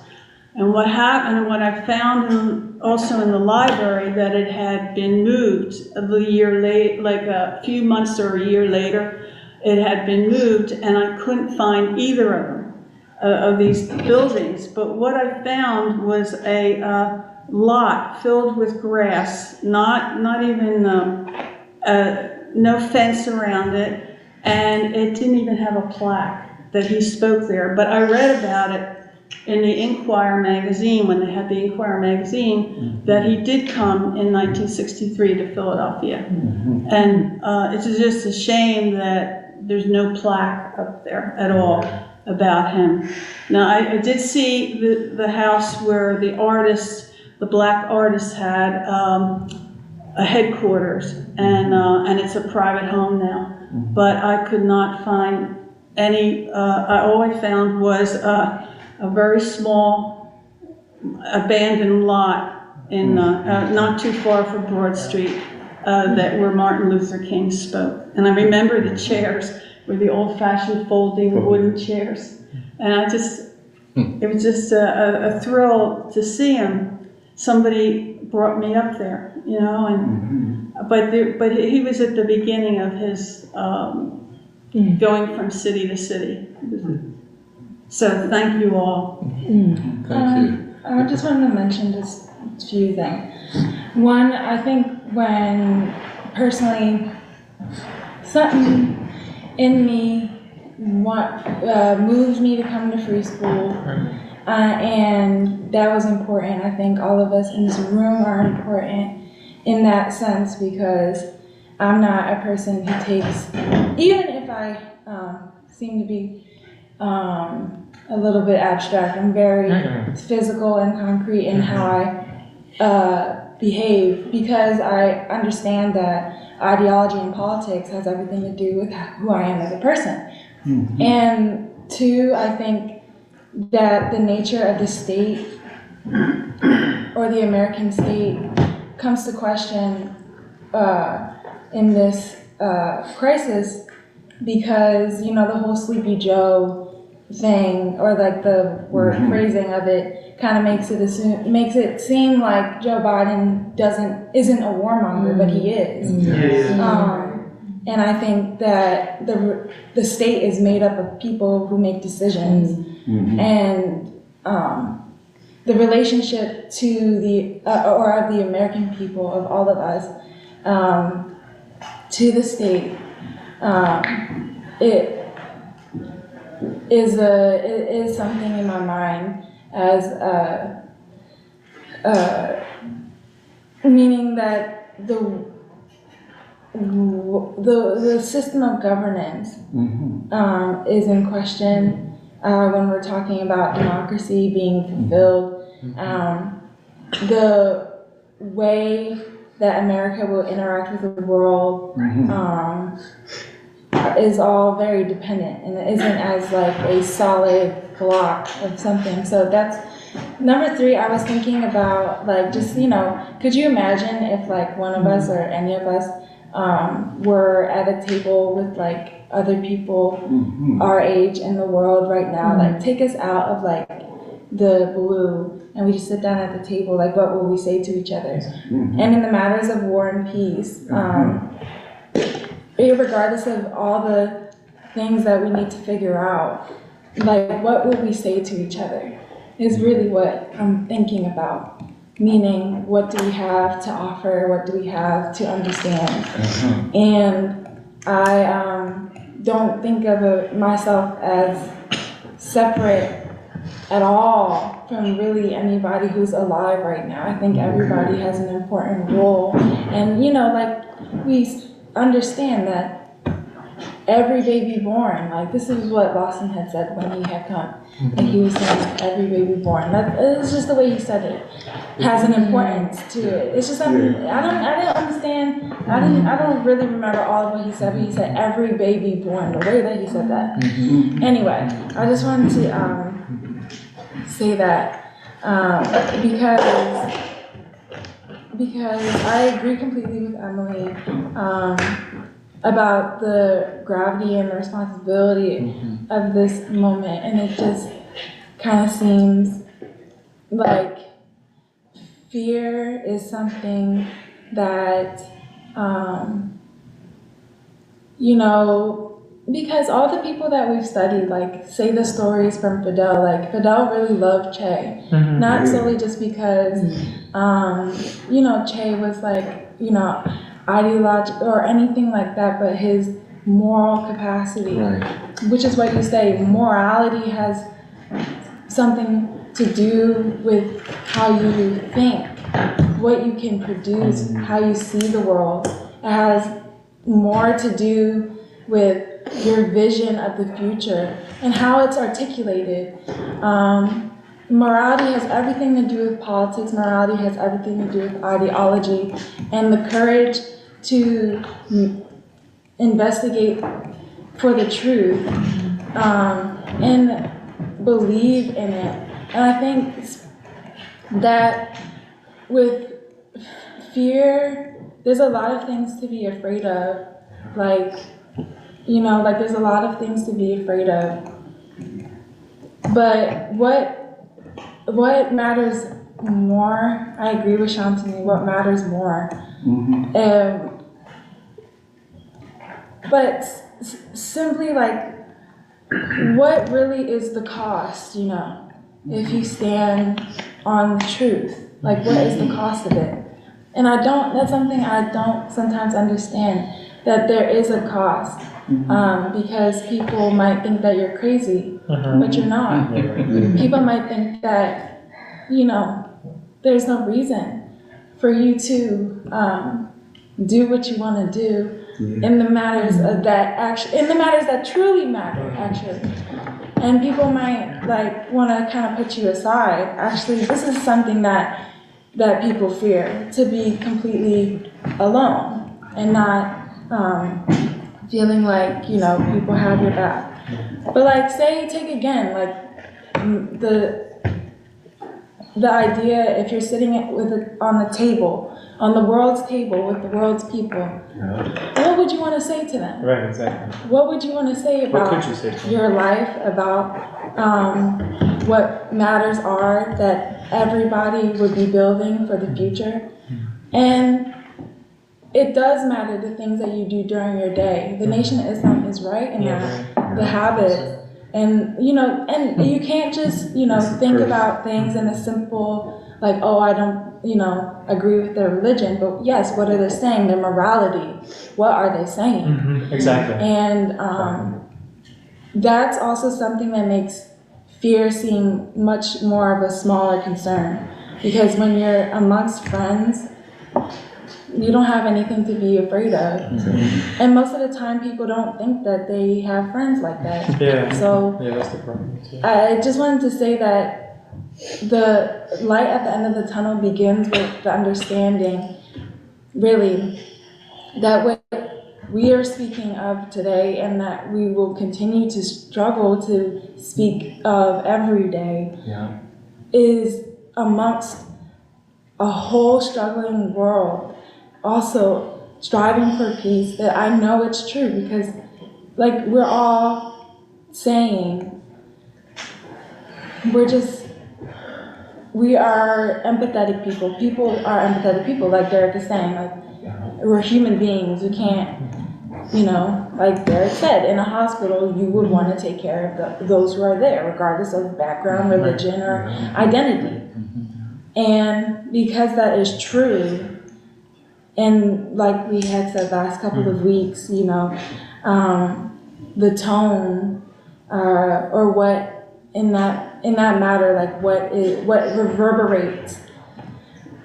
Any thought for something positive actually matters much more than anybody would realize. Yeah. Wow. Okay, listen, y'all.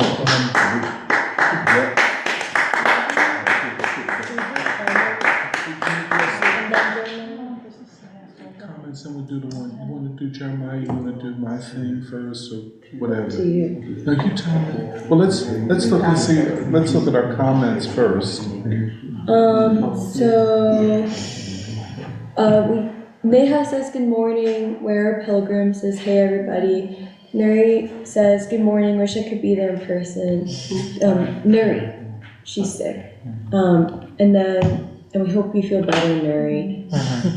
And then Todd also says good morning. Future Homestead says hello, comrades. What a wonderful morning at the beach, listening to your insights. I'm filled with gratitude for you all. Mary Banks says James Baldwin said, "I can't be a pessimist." Newscasts. James Baldwin said, "I can't be a pessimist because I'm alive. I grieve, but I live and fight on for the children." And Future Homestead says, "I certainly relate to that fear." I forget which was connected to. Well, so yeah, we can either read your essay or if you want, or what do you think? And then we'll do Jeremiah, but we'll go quickly here. Would you read it? Would you want to read it, or? Sure. The one that you sent Jeremiah. Can you just kind of introduce it? Yeah, this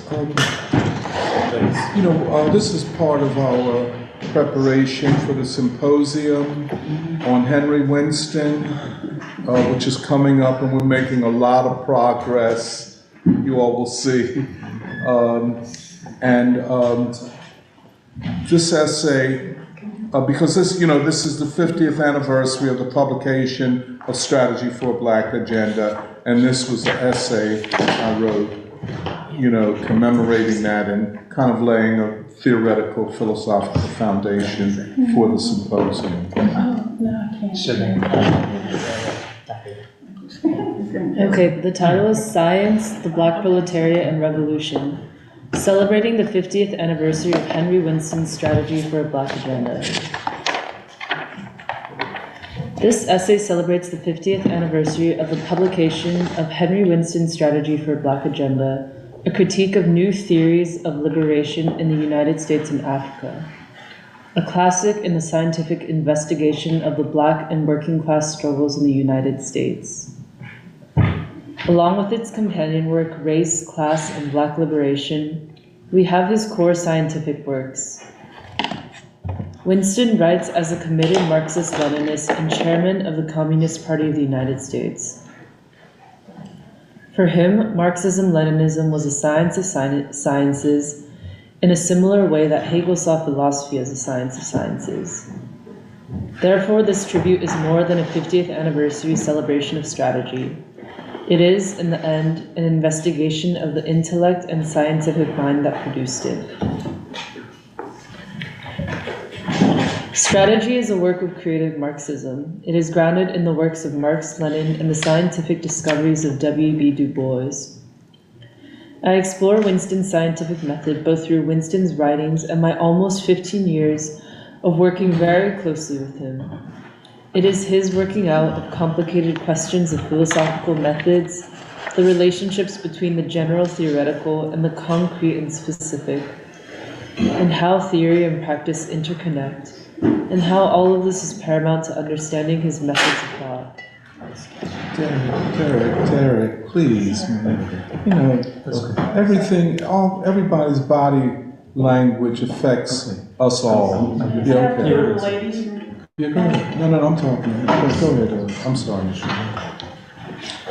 Connecting science to the struggles of working people would help build unity among them. In the end, this is a first attempt to probe the deep structure of Winston's mind and to investigate the generative power of his thinking. Winston was an extraordinary figure in the revolutionary and communist history of the United States. He was also an important figure in the world communist, anti-colonial, and peace movements. He was a scientist imbued with a unique black proletarian imaginary. His commitment to materialism and dialectics was joined to his life world. Being brought up under Jim Crow laws and the sharecropping economy produced an imaginary that connected his life to the black proletariat, producing what I'm calling a black proletariat imaginary. This black proletariat imaginary anchored and enriched the scientific apparatus that informed his engagement with the objective world. This imaginary drove his quest to know the world and increasingly drove him to Marxism-Leninism. Winston sought to know the world and how to change it through knowledge and purposeful and revolutionary action, engaging regions of thought which included epistemology, ideology, dialectical logic, political science, political economy, and sociology. He rejected the dogmatism inherent to purely abstract thinking and the general and nebulous phrases that accompany it. He was predisposed to a creativity and intuitiveness, similar to what might be found in musicians like Thelonious Monk, Sun Ra or John Coltrane, or writers like James Baldwin, or artists like Jacob Lawrence, Buford Delaney, Barbara Bullock, and Serafina Harris. Winston was born in 1911 in Hattiesburg, in the Black Belt of Mississippi.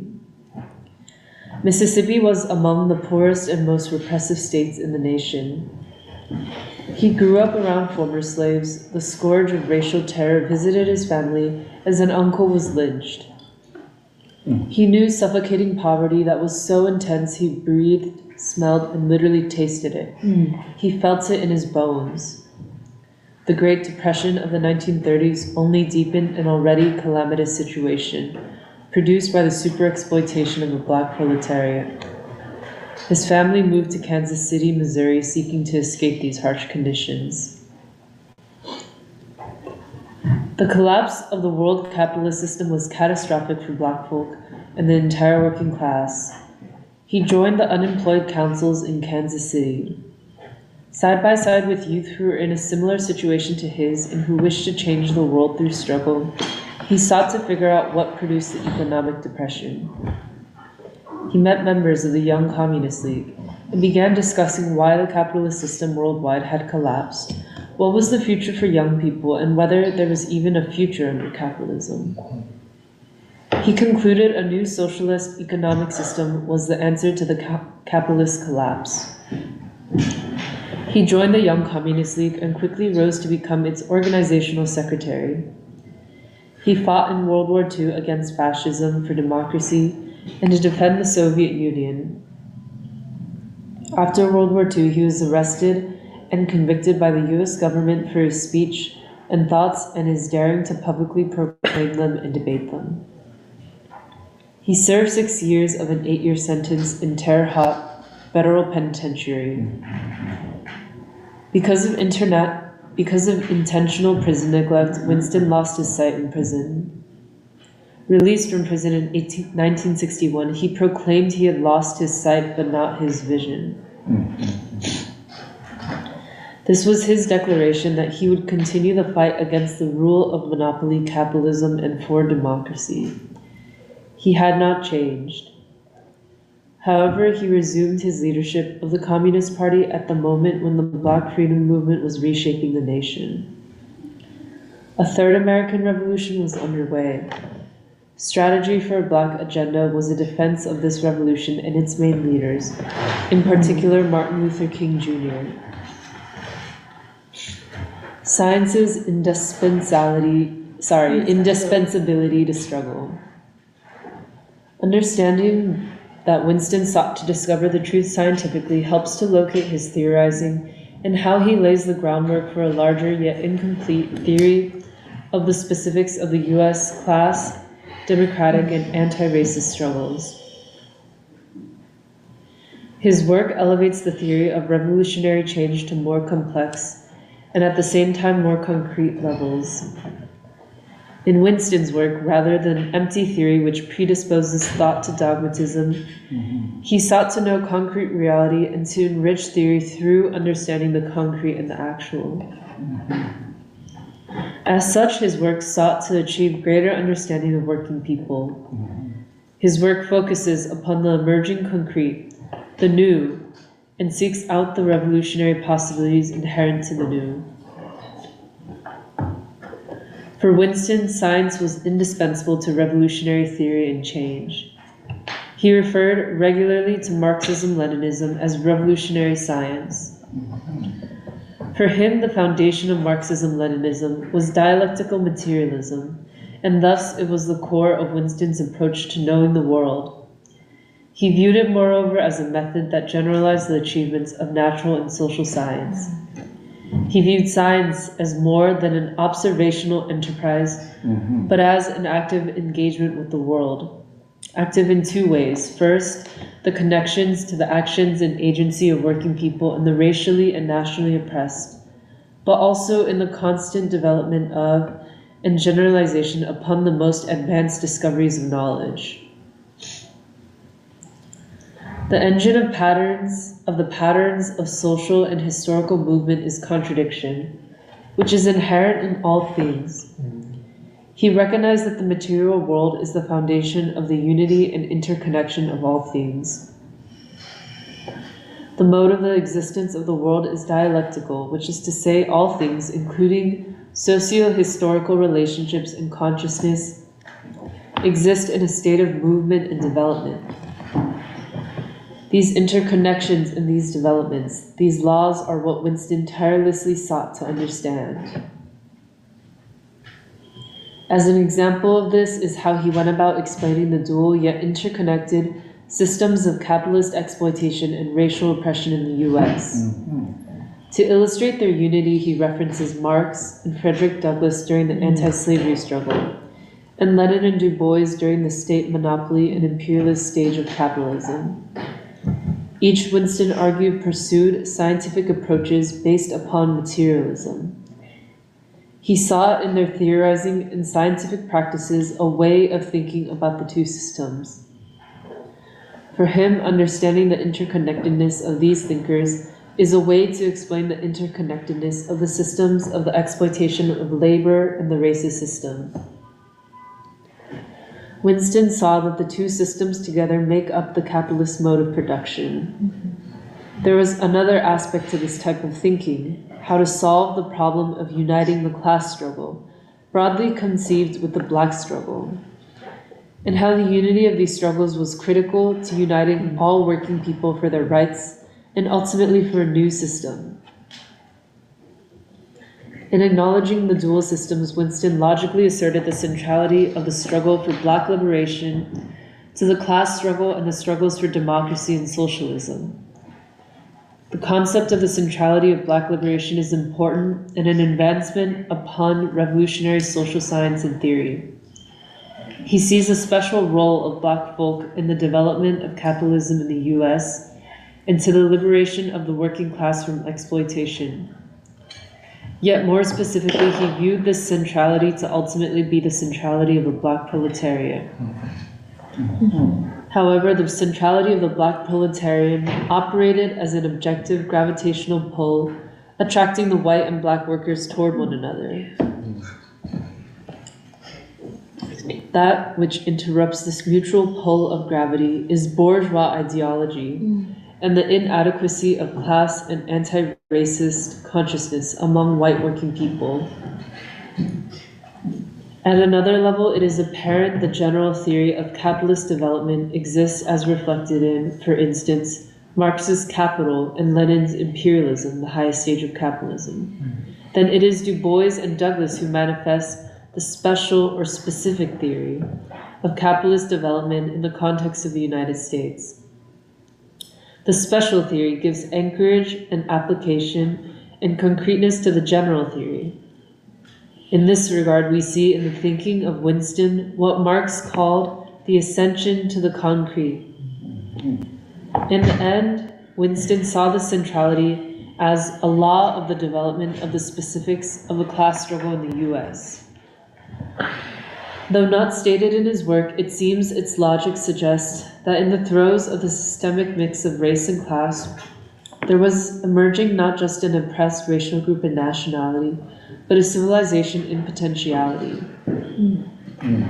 The civilization of working people could become the basis of a new American civilization of freedom based upon working people. Their music, art, philosophical and religious ideas, their moral aspirations could become the foundations of a new American civilization rooted in the Black proletariat. A new American people and a new American civilization thus becomes possible. The trialectic of science, the Black proletariat, and revolution.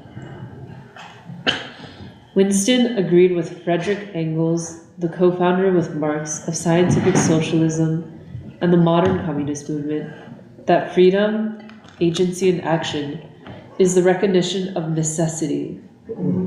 In other words, science is not confined to observation, but a creative and messy enterprise that seeks the truth.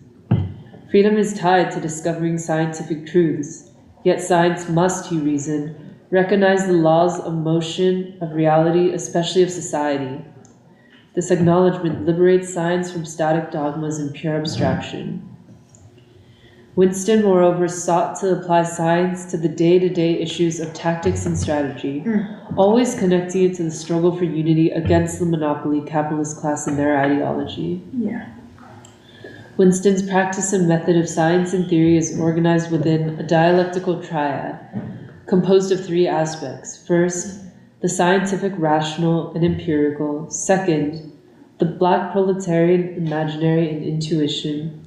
And third, the revolutionary and moral imperative. The scientific, rational dimension.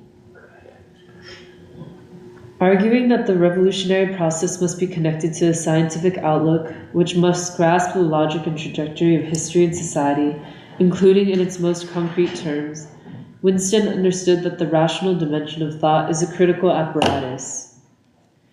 This dimension operates through reason, setting boundaries such as space and time, the materiality of the world, and dialectical logic. He rejects the positivist construal of science and the pragmatist rejection of science as a method to achieve truth. The Black proletarian imaginary. There is, however, a second, and as it turns out, as significant dimension, the imaginary, intuitive dimension. It sometimes appears to be, and perhaps is, the opposite to the scientific and rational. It is the non-rational and is the artistic and imaginative dimension of knowing and discovery. It produces leaps in theory, challenging previous theoretic formulations with new, often novel constructions. These leaps can come off as eruptions and disruptions of normal assumptions. They are produced by taking epistemic stances far removed from normal thinking. It is like going to the margins of thought and science to come up with new theoretical synthesis to explain new conditions. Albert Einstein understood the intuitive as essential to new insights and new knowledge. He insisted that, quote, without sinning against reason, we could never arrive at any conclusions, end quote. In Einstein's debate with theorists of quantum physics, he said what they lacked was an imaginary and intuitiveness. In Winston's case, the black proletarian imaginary is driven by the necessity to understand new concrete realities of black folk and the black proletariat, and hence the urge to rise to the level of concrete knowledge. An example is Du Bois's discovery of the black proletariat as a social and historically constituted class category, different from yet not separated from the working class as a whole. When he wrote Black Reconstruction in America, the idea of the black proletariat as a proletariat, albeit enslaved, shattered most images of the working class and the believed logic of the class struggle. Applying Marxist theories to US history, Du Bois discovers a new social class category, the black proletariat, that explained both the concrete complexities of the class struggle in the US and developed radical theorizing concerning revolutionary change. Du Bois also introduces racial oppression as necessary to understanding the capitalist mode of production and the logic of class struggle. These discoveries challenge what was considered normal science concerning the class struggle. Du Bois's thinking carried tremendous weight for Winston. Based upon it, he could see the central role of the black proletariat to the class and democratic struggles and to the logics of revolutionary change. For Du Bois to arrive at this new understanding of the working class in the US meant going beyond normal scientific and rational assumptions and assertions. It was an intuitive, imaginative leap. A new social category was thus discovered, scientific knowledge was advanced. Winston's deployment of the black proletarian imaginary. Winston, in essence, bends Marxist categories, deploying Du Bois's scientific categories and empirical studies to achieve a new scientific synthesis, which I call a Du Bois-Lenin synthesis. In particular, this is necessary to explain the special oppression of black people, the special superexploitation of black labor, and how all this fits into the struggle against United States imperialism. The extraordinary thing about Winston's method is that the imaginary is organic to who he was. He bends science to a special empathy for working people and their suffering. This imagination arises from the life world of the black proletariat and slavery. Winston knew this world and found it in a source of knowledge and creativity. Winston's black proletariat imaginary had the effect of unsettling and challenging what turned out to be dogmatic Marxist assumptions about class and race, especially as they related to the black struggle. This is the existential and lived world dimension of scientific practice. Winston's being a black man, a person who grew up in the shadow of slavery under conditions of inhuman poverty and degradation, seeing unimaginable suffering, frames the human essence of his approach to knowledge and science. In other words, the totality of knowledge and his approach to theory, philosophy, and science are filtered through his black proletarian life world. This life experience, part of the deep structure of his mind and his thinking, became the imaginative and intuitive filter for knowing. It must be emphasized that this gave to his thinking a creativity and an urge to understand concrete social reality in creative ways. In Winston, we see the fact that the black proletariat imaginary is a necessary and indispensable part of revolutionary science. Ultimately, this more holistic approach to scientific knowledge forces it away from positivism and dogmatism. This dimension unsettles purely rational construals of science. It upsets what is believed to be normal, yet properly deployed. It produces the possibility of new knowledge.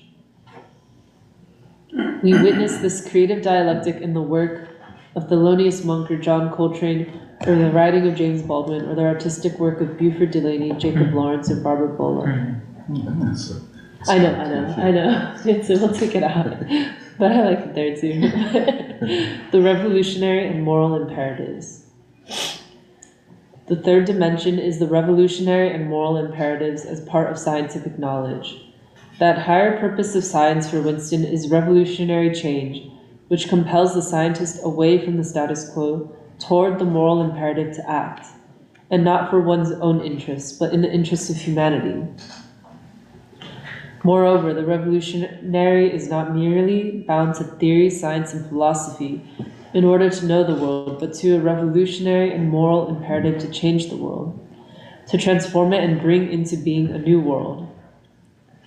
The Black proletariat imaginary, along with the revolutionary and moral imperatives, further pushes science and the scientific rational toward the purpose for which science and knowledge must exist, humanity. Time, history, and Black proletarian agency. Finally, a word about history. It cannot be said enough, Du Bois's Black Reconstruction in America is a great and transgressive historical work, designed as a study of socio-historical time. Time is a measure of movement. Historical time is a measure of the velocity of social and historic change, rooted in the struggles of human beings. The Black proletariat and its consciousness are a major part of determining social time, in essence, measuring movement and its speed. In this respect, it can be viewed as a measure of the maturity of human agency and consciousness. Time is concrete and therefore embedded in human social relationships. Understanding time in this concrete way informs our understanding of the architecture of struggle and what are appropriate strategies and tactics. In a nuanced critique of Huey P. Newton, a co-founder of the Black Panther Party's understanding of the relationship of time to revolutionary tactics, Winston introduces a scientific understanding of time and revolutionary agency. With Newton and Winston, we have opposing theories of time tactics and when the people will be ready for revolutionary action.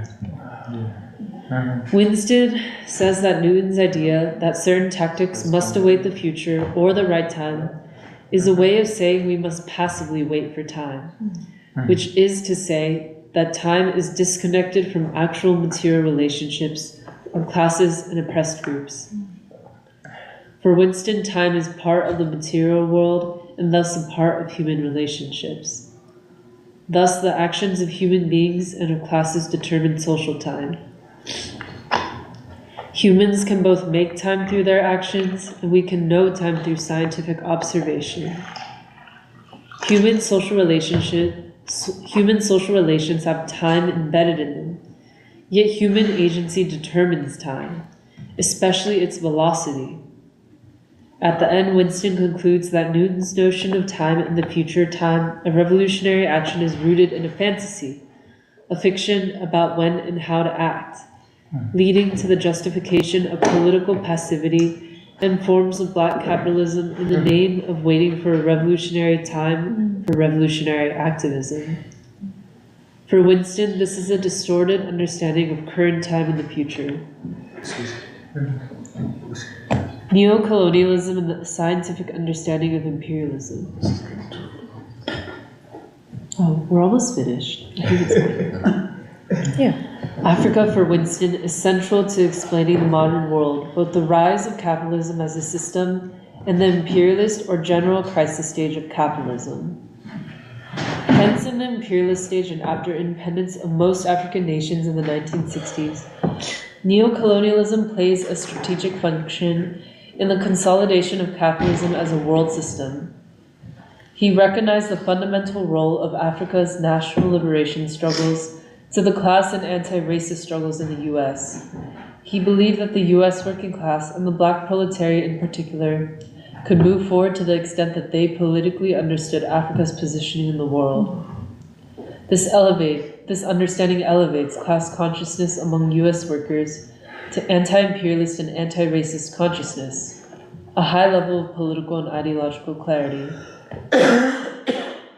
However, imperialism is reproduced to the extent that the labor and mineral wealth of Africa remains in the grip of the West. In other words, there is hardly an anti-imperialist struggle that is not equally a struggle against neocolonialism in Africa. Winston concludes that Maoism, the political and theoretical ideas of Mao Zedong, leader of the Communist Party of China, and Neo-Pan-Africanism, a capture of the Pan-African movement for aims completely different from Du Bois's, ideologically and politically operate to justify and uphold neocolonialism. Maoism and Neo-Pan-Africanism, by claiming that the Soviet Union, a vital ally to African nations and liberation movements, was an imperialist nation and thus anti-African, provided ideological aid and comfort to actual imperialist nations and to their system of neocolonialism, which was fortified by financial, economic, political, and military institutions of the West. He notes that Maoism and Neo-Pan-Africanism deploy what he calls a, quote, skin strategy, a strategy which says allies and enemies are defined by their skin color. Skin strategy, thinking and analysis, rather than undermining neocolonialism, fragment and disunite the anti-imperialist movements and fortify and reinscribe the color line on a world scale. Winston insists that Maoism and Neo-Pan-Africanism are enemies of the oppressed. Du Bois-Lenin synthesis, a new region of science. An extraordinary part of Winston's theorizing was his suggestion that Lenin and Du Bois thought along parallel lines. Winston, in a sense, opens up a new region of thought, a possible Du Bois-Lenin synthesis which links the categories and assumptions of Du Bois's work with Lenin's. This synthesis creates a new region of scientific thought. It joins in unique ways the more general scientific achievements of Lenin's and Marxist theorizing with the special theories and categories discovered by Du Bois, especially concerning the class struggle and the class-race dialectic in the US. However, Du Bois foresaw a new Afro-Asiatic world configuration, replacing the imperialist alliance based on Western domination.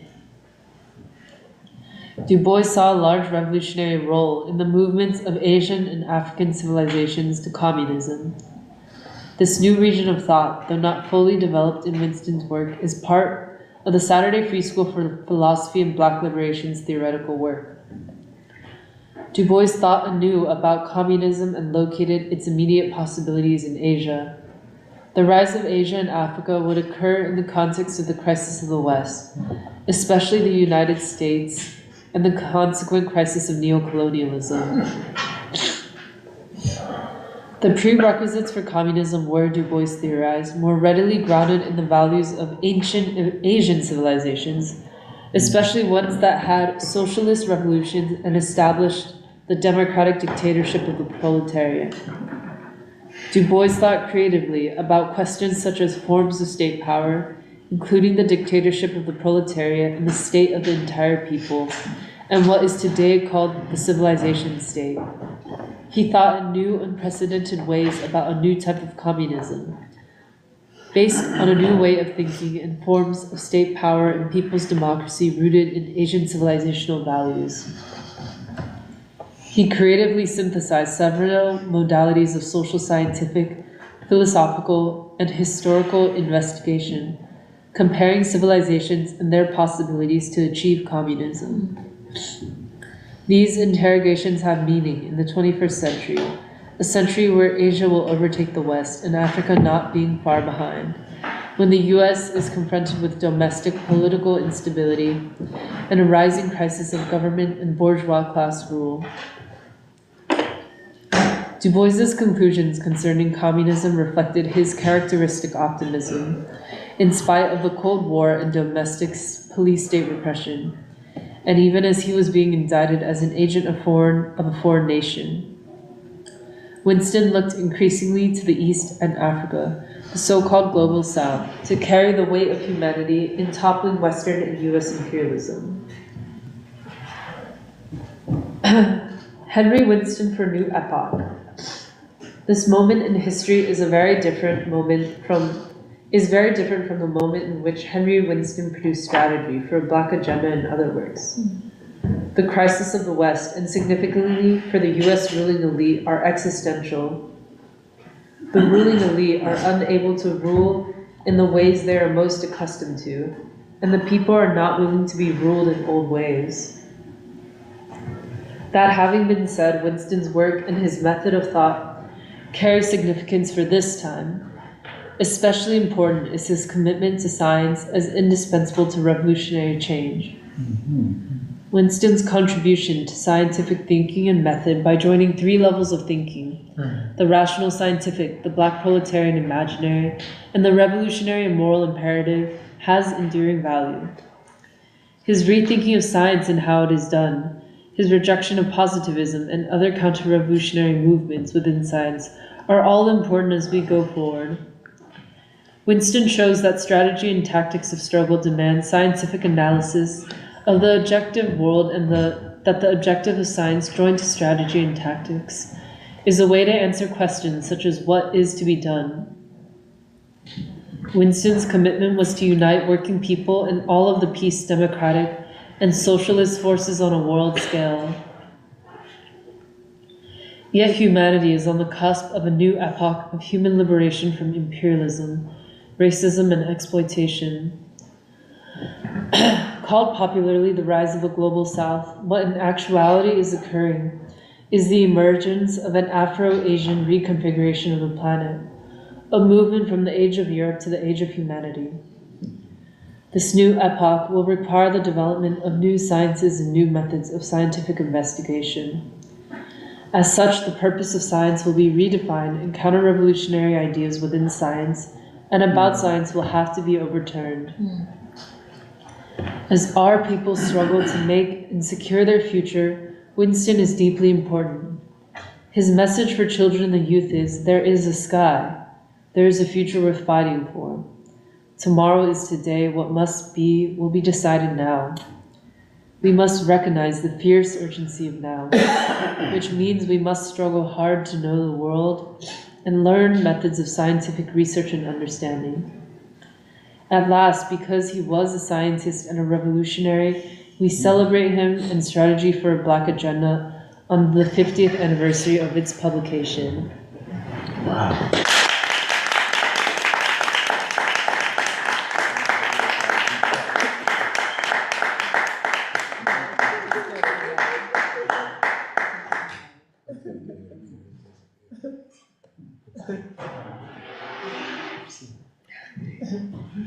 Confucius.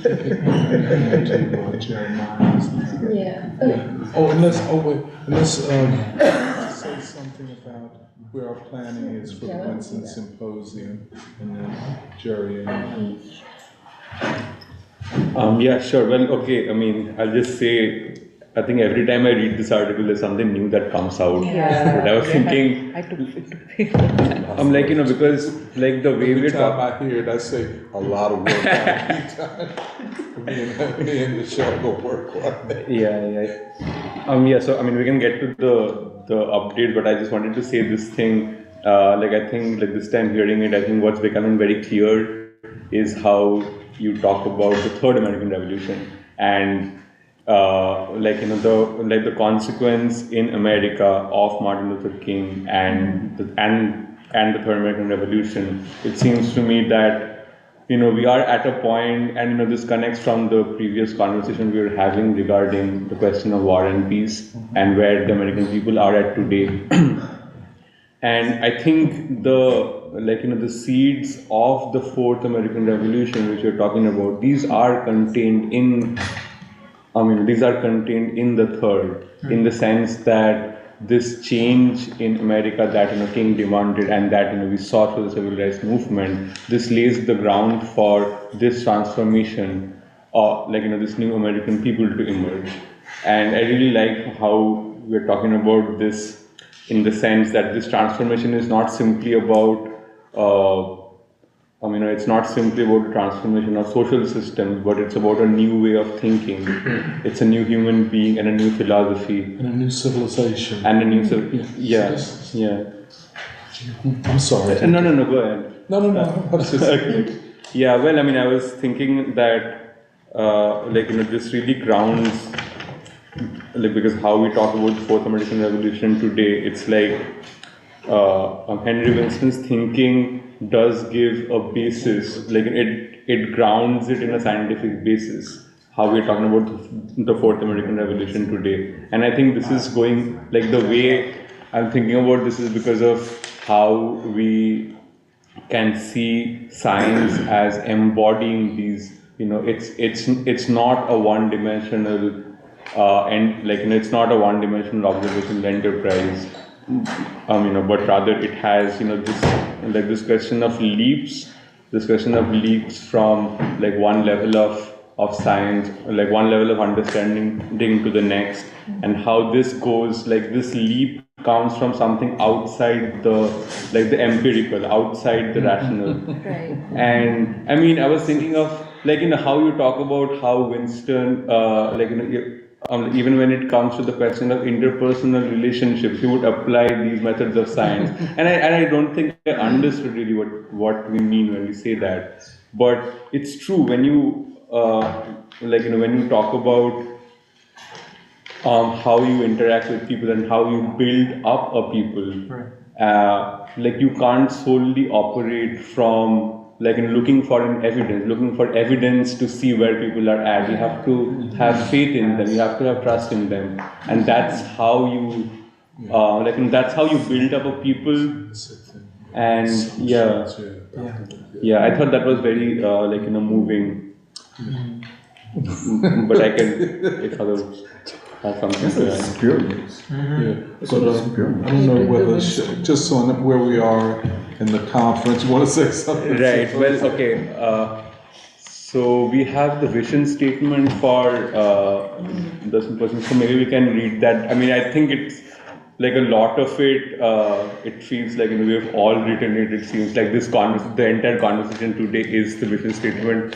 But I also think it would be great for us to get feedback from everybody. Do you want to read that today or next week? We can read it next week too. Okay. And if we could just, I know this, if we could just go, some of the structures, the panels, the round tables, and the people we've invited to speak. Cool. Sure. Yeah. We have a lot to talk about. Oh man. Well, let's not talk about a lot. Because I know we want to do Jerry's presentation too. Sure. But we'll keep it brief this time. Okay, good. So, do you want me to just go from structure and then who's participating in those? Yeah, just that. Yeah. Sure. So we're gonna kick the conference off, of course, with reading the vision statement and then introduction to this beautiful documentary that. Emil had produced before, which I know him and Shantanu are working hard to give it a second look. And then the panel or the round table that we'll have on the science of Henry Winston, which is going to, of course, be kicked off by the keynote presentation that Doc gave us a peek at today, which will include some great discussion from Shambarto as a moderator. Then we're going to include our other great scientists like Purva and Neha. And given that Todd has been working with you to get the republication of a new edition of Strategy, and generally been thinking about these things as well. His participation in the panel will provide us with a great outside perspective. He's still inside, but a great perspective as well, which will also be with I believe Wilmer Leon, and that will especially force us to clarify our assumptions that we're making and not get comfortable with using a certain kind of language and force us to elaborate in a way that we might not be inclined to do otherwise. So it'll be very helpful. We especially hope to have some audience participation as well, given that this is, science is the property of humanity and necessity to for the American people to make it their own. And of course, yeah, I should have pulled it up earlier.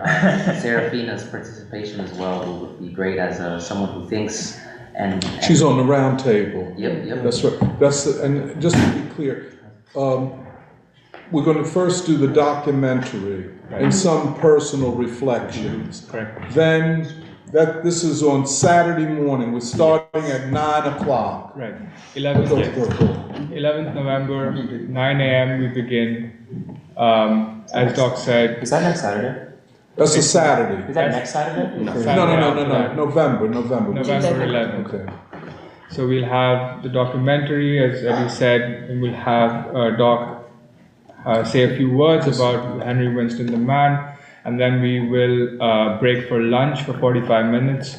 After that, at noon sharp, we will start the first round table, and that round table will discuss the science of Henry Winston and him, his mind, and his ideas. And that round table will have Purba Chatterjee, Serafina Harris, and Neha Chivikula, as well as Todd Doherty, as well as Wilmer Leon as participants, with Shambarto as the moderator.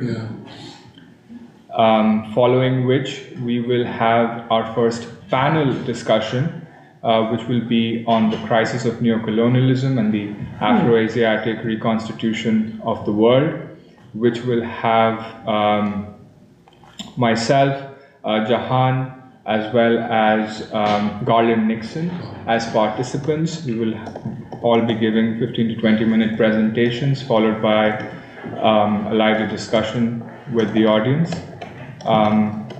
And we are hoping to have Samir as the moderator for that panel. That concludes the first day on the 11th. We will close at around 4:30 on day one. The second day, on the 12th of November, Sunday, we will begin at noon,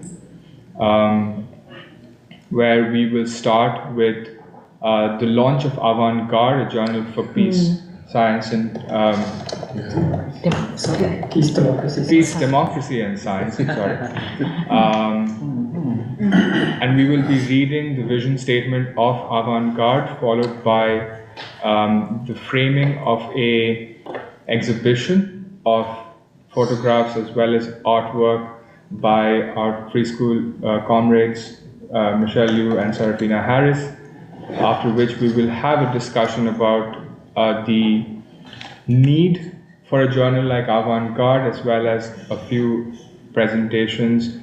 brief presentations about what the articles inside the first issue will entail.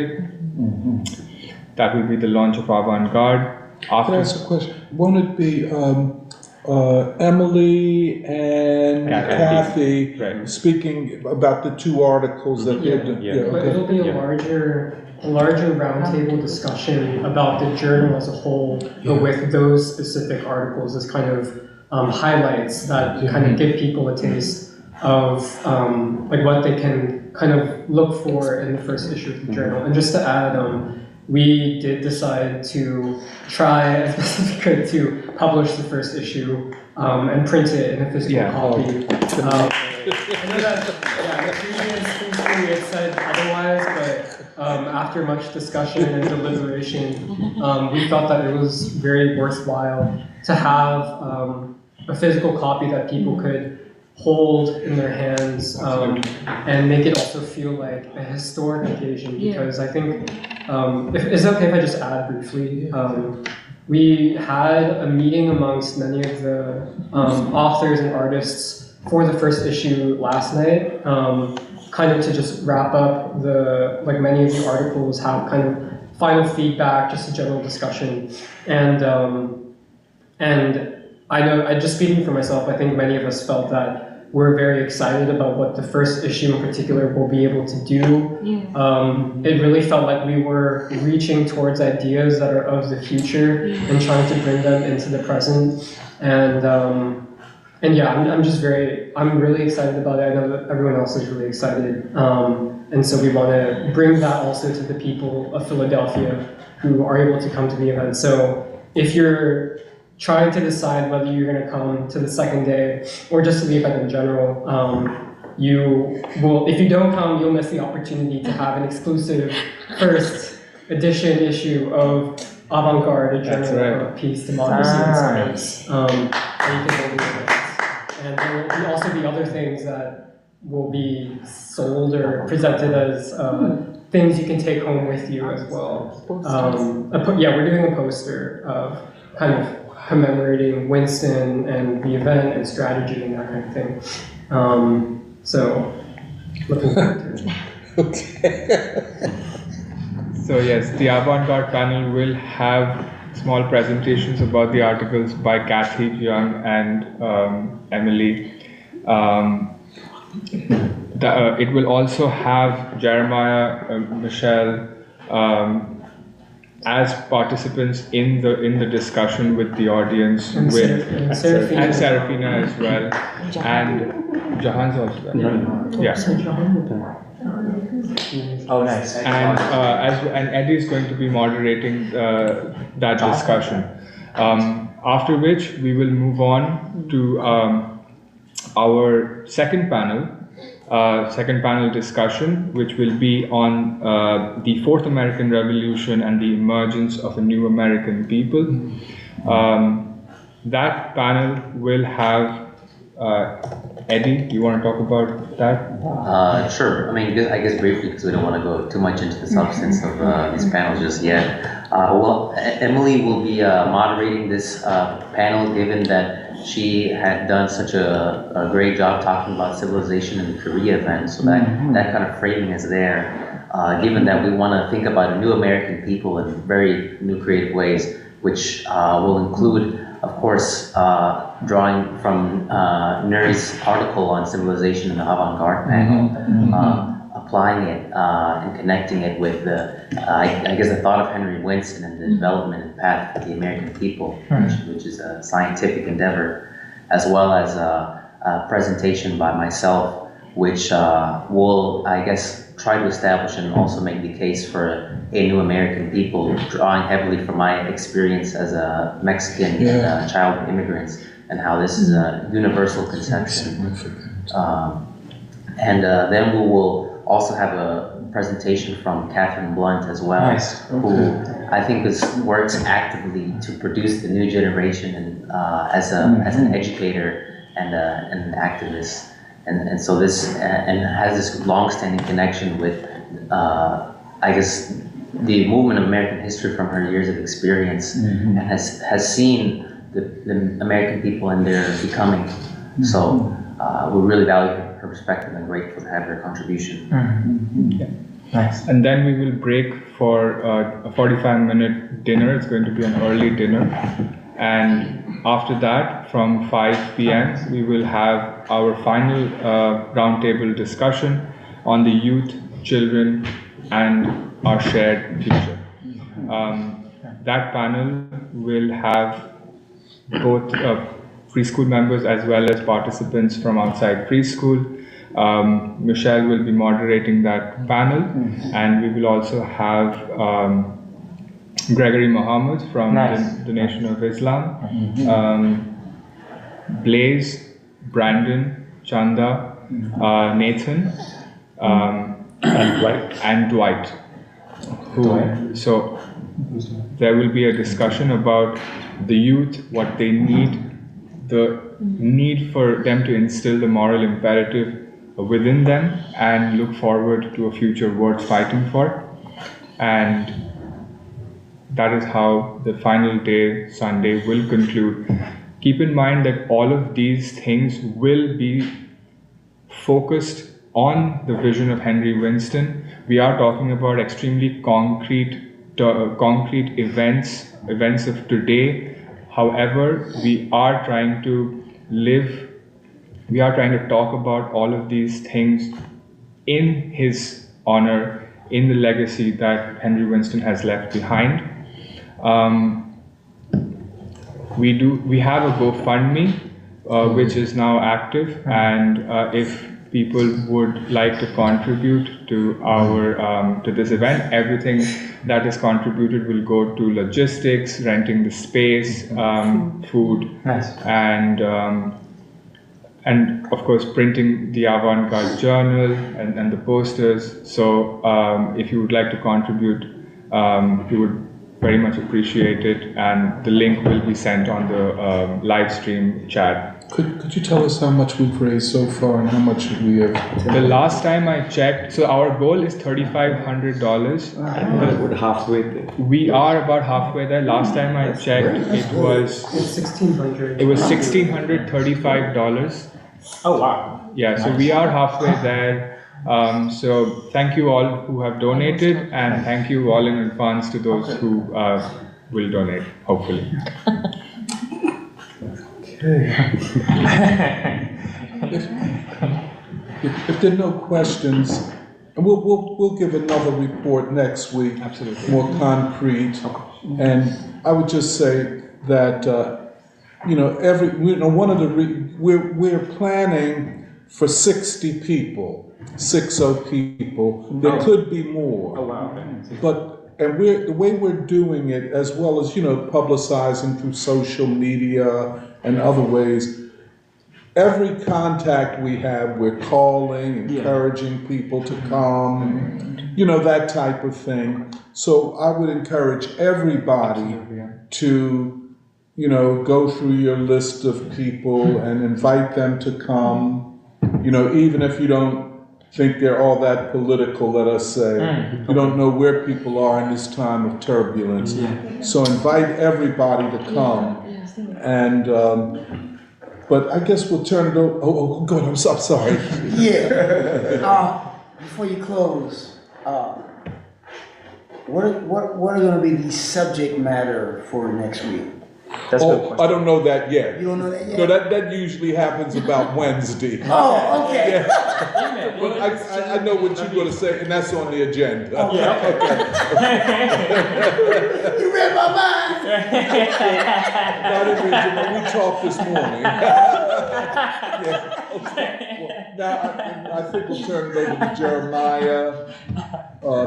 By the way, people should know that Michelle and Jeremiah are the co-editors of Avant-Garde. Wow. And this, Jerry is excited, Nuri is sick. That's a matter of how hard they've been working.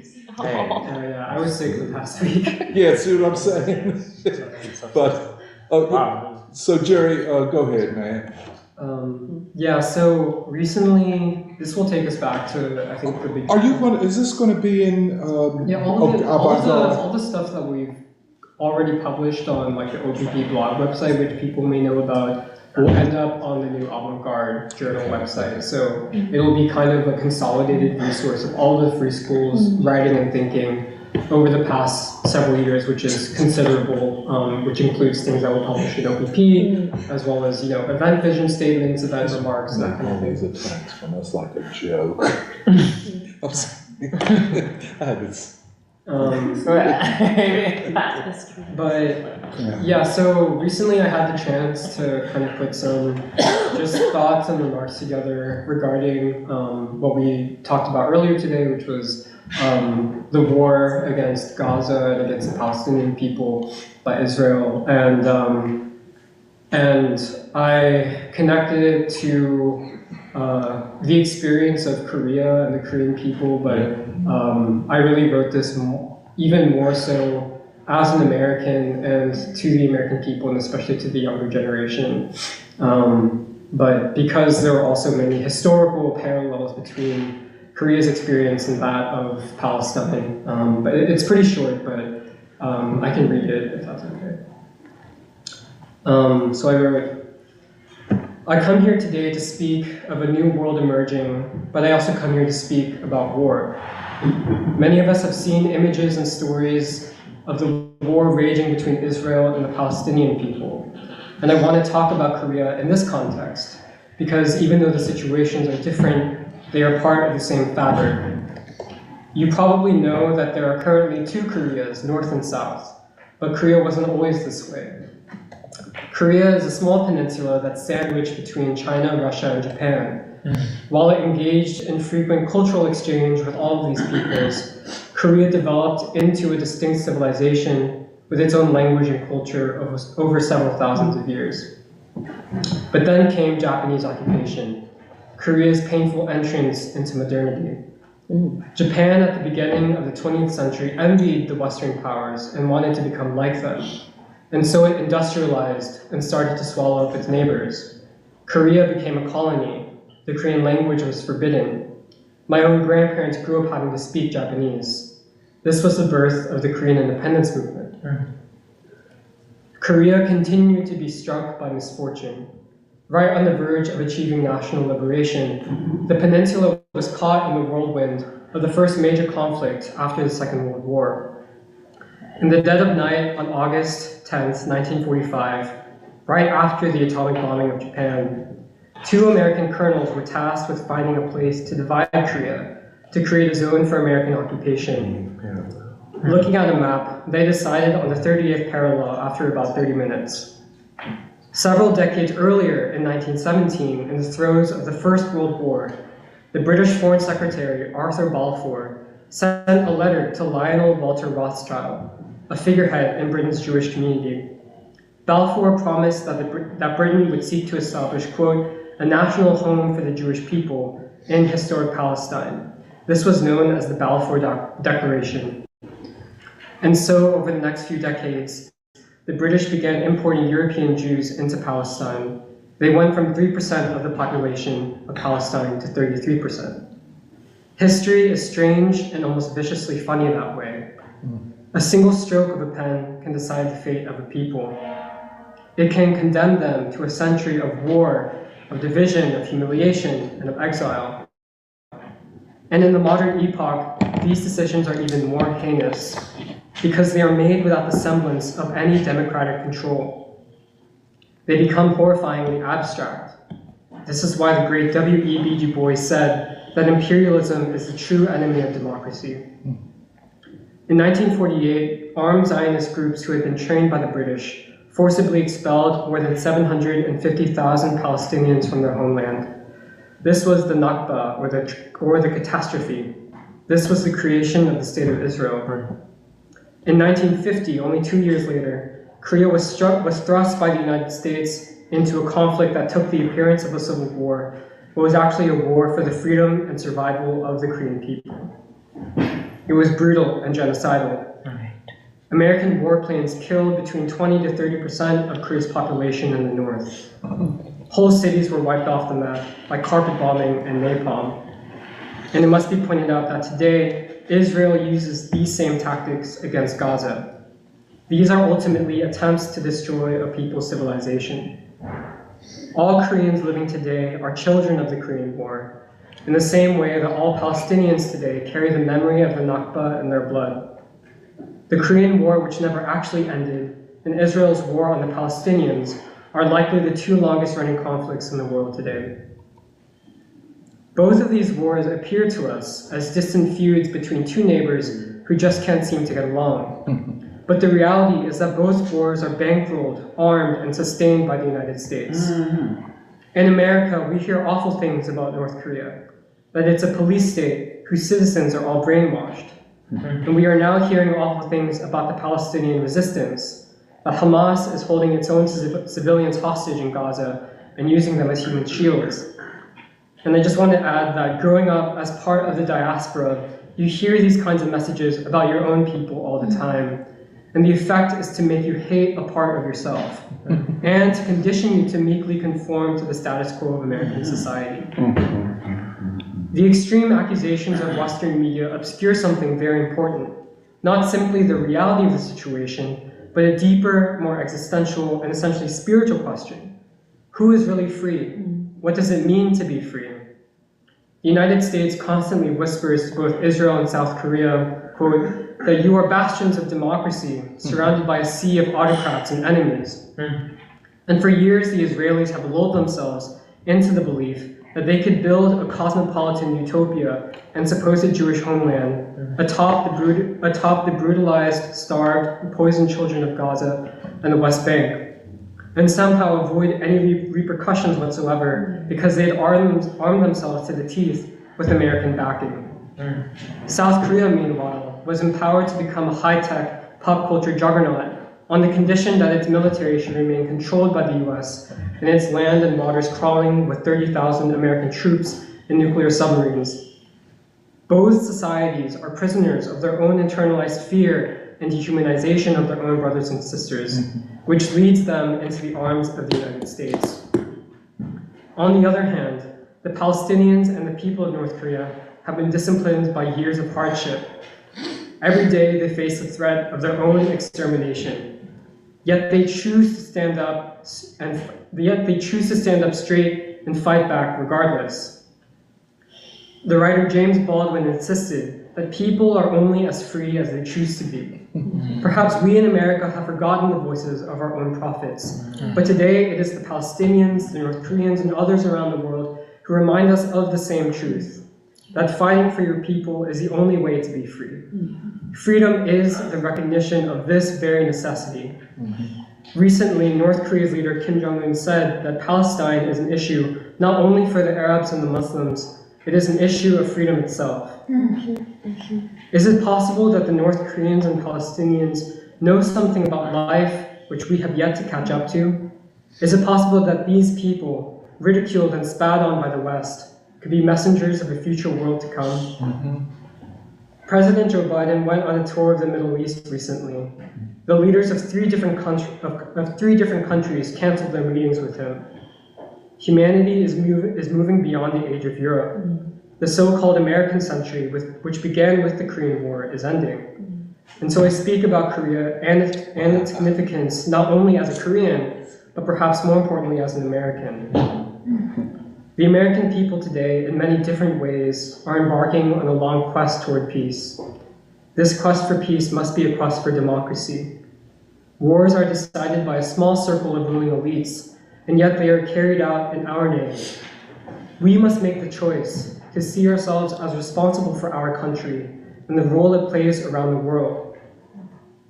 If we abdicate this responsibility, if we see ourselves as helpless, then we abdicate our own freedom. And in the end, I am faced with a very simple truth. The people of Korea have endured and given so much. The Palestinian people have sacrificed more than we can imagine. How can I afford to do anything less than to give every inch of my life and fight for the future? And so in spite of all the turmoil in the world, I am optimistic. If the Palestinians gain their freedom, the world will never be the same.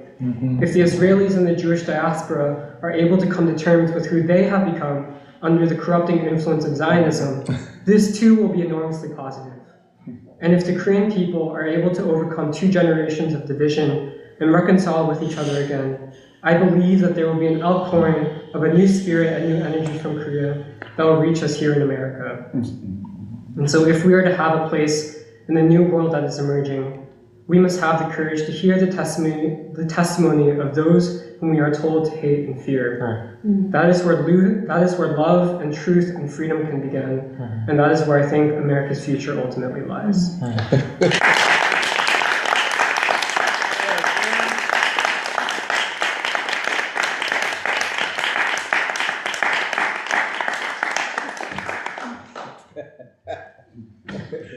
Just like what's up here.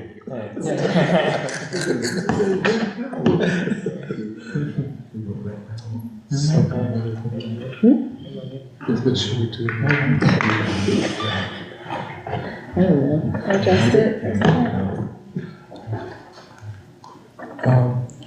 I don't know whether we have anything else to discuss right now.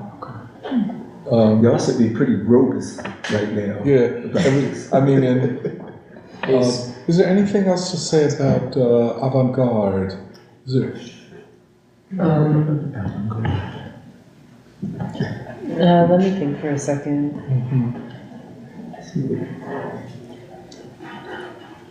Could you tell us what the content of the first edition will be? Yeah, so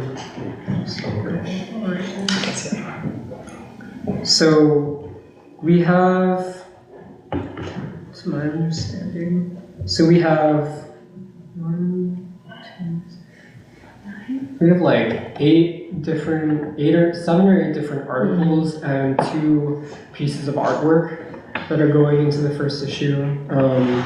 And as we just read or listened to Doc's essay, that will be one of the centerpieces of the first issue, because it will kind of lay the framework for the issue being dedicated to Henry Winston, but also this is kind of a statement about revolutionary science and what also like we as in the Free School are looking forward to in terms of that vision of like new knowledge and the future. And then also we will have Kathy's article, which has been discussed before in Free School, which is about free jazz, the avant-garde jazz tradition, and Archie Shepp in particular, who came up in Philadelphia, North Philadelphia. And it's about the Archie Shepp, Bill Dixon Quartet's performance at the 1962 World Festival of Youth and Students in Helsinki, Finland. And Kathy is doing a very remarkable undertaking of drawing together the life world of the Black proletariat in North Philadelphia, and the birth of basically a new art movement that kind of was trying to speak to the possibilities that were created with the Black freedom movement and the world communist movement and the world anti-colonial struggles, and then also doing kind of like drawing the links between that and then like this performance that happened in Helsinki. And it's also kind of an investigation of the different categories that are kind of laid out in Doc's article of the rational scientific, the Black proletarian imaginary, and the revolutionary moral imperative. And so Kathy's trying to kind of use this as a case study for those principles and for those categories. So it's really exciting. We also have Nuri's essay exploring the concept of civilization, which Doc also gets to in his article. But this is really looking at civilization as a world concept, because this is one of the primary categories that frames the discourse amongst the world's people today, whether it's in Russia, China, India, and what does this mean for the people of America, and what do the American people have to contribute to this concept of civilization, not as something like, yes, it is something that looks to the past, but more fundamentally as a democratic concept for the future.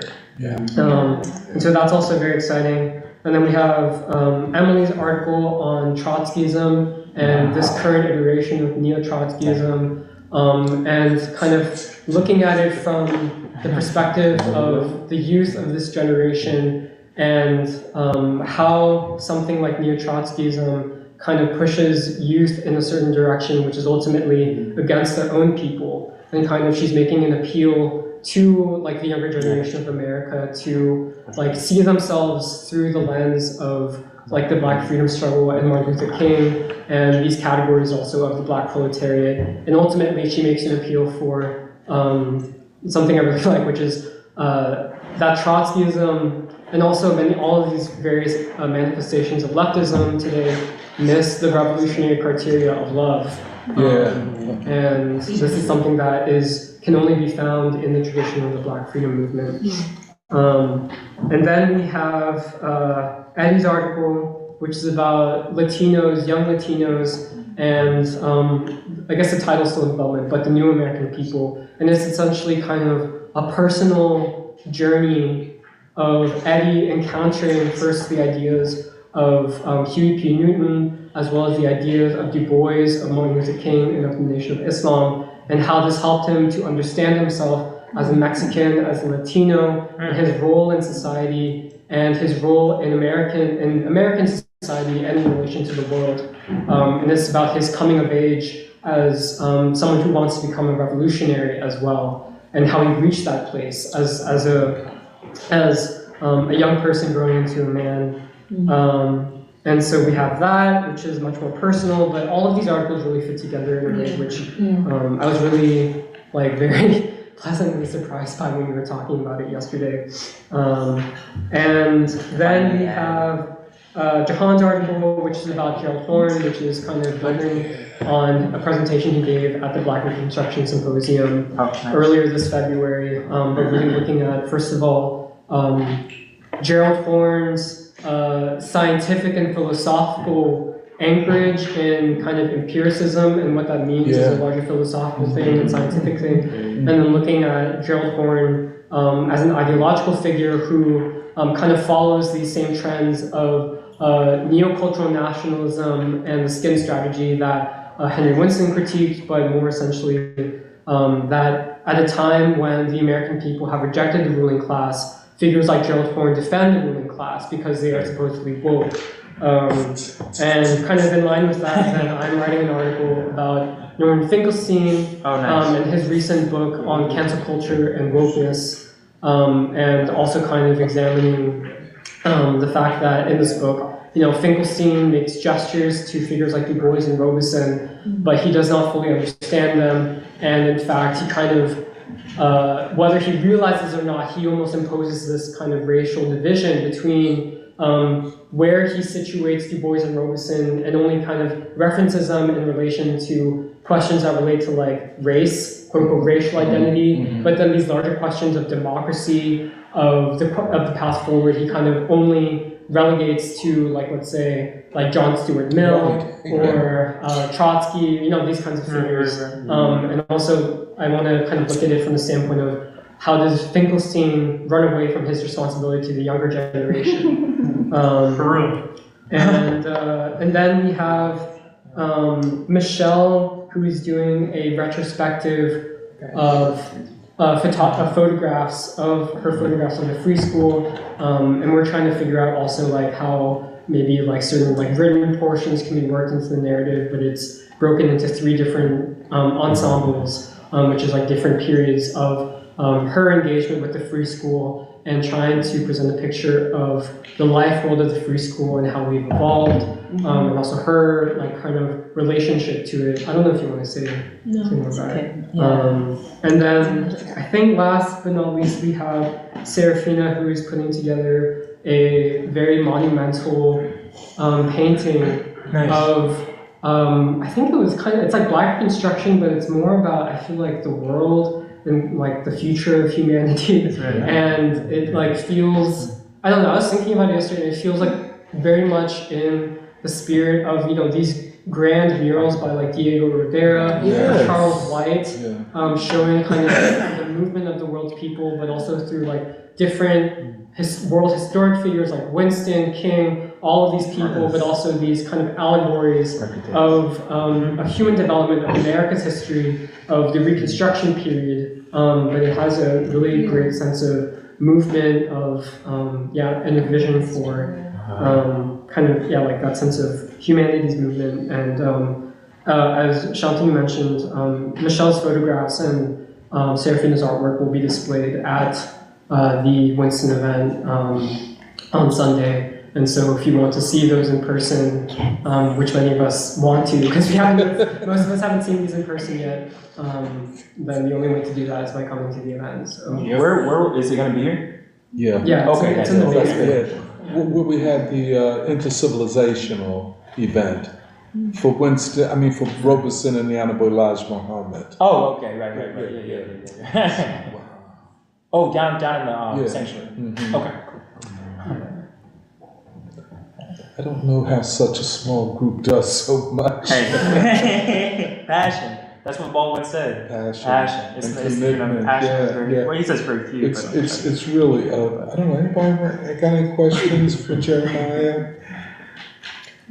That's a good, interesting thing he brought up. For the Korean community, because in our neighborhood, the Korean influence, we felt that. The cemetery where we played at as kids in Northwoods, up in our neighborhood, you never desecrate. The Korean community, they got the most beautiful shrine that when you come into the cemetery, the great arch is something. Even up to this day. This is like recently far as when we moved up West Lane, we started burying Black families in that cemetery. But the only other people that we know, because the Koreans live in that neighborhood, is the Korean, because they don't have their own section. But let me just say this. This is very important. Is it an ancestral shrine? It's Korean. Go ahead. I was asking him, was it a Korean ancestral shrine? Well, it's a community shrine, because they know that it's in a cemetery where everybody comes through. But I'm just saying how close the Korean community is to our neighborhood. Exactly. I know that Nuri and Jeremiah are doing a lot of, work to discover where the Korean community in Philadelphia is and how they think and all of this. I would just make a suggestion that you invite Helen Gim. Okay. If possible. And some of the Now other. that she doesn't have a mayoral campaign going on. I don't think she does. Yeah. Now that she does. But I just think for the reasons we've discussed, as I think, by the way, that Cho, who was not that that they were at the Korean event.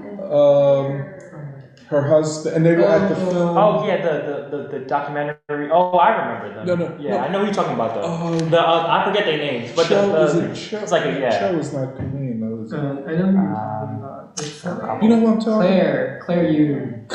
Claire and her husband. Claire Yu. Yeah, and the other documentary filmmaker. Yeah, it'd be very. I think. By the way, I think that they can't come on both days. I think for the avant-garde, and I think it'll just be. We really have to invite also the pianist for Bobby's Uncle. Alfie Wallet? No, for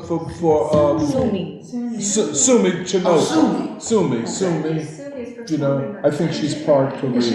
She can come on Saturday. She'll come on Saturday. So any other questions or comments about avant-garde? Good to see you, man. I'm excited to invite all my coworkers. Yeah. This is, it's very interesting how things can change so quickly. Right. Because people are going, and this is what you say, Shantanu, all the time, people are going to be seeking deeper answers. Where once they could dismiss, well, that's not, people are not interested in that type of thing.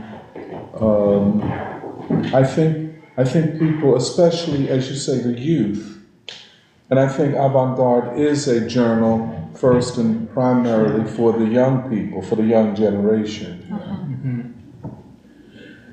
Well, this has been a very great day. This is what we all wait for all week long to come here. Serafina said, to be honest.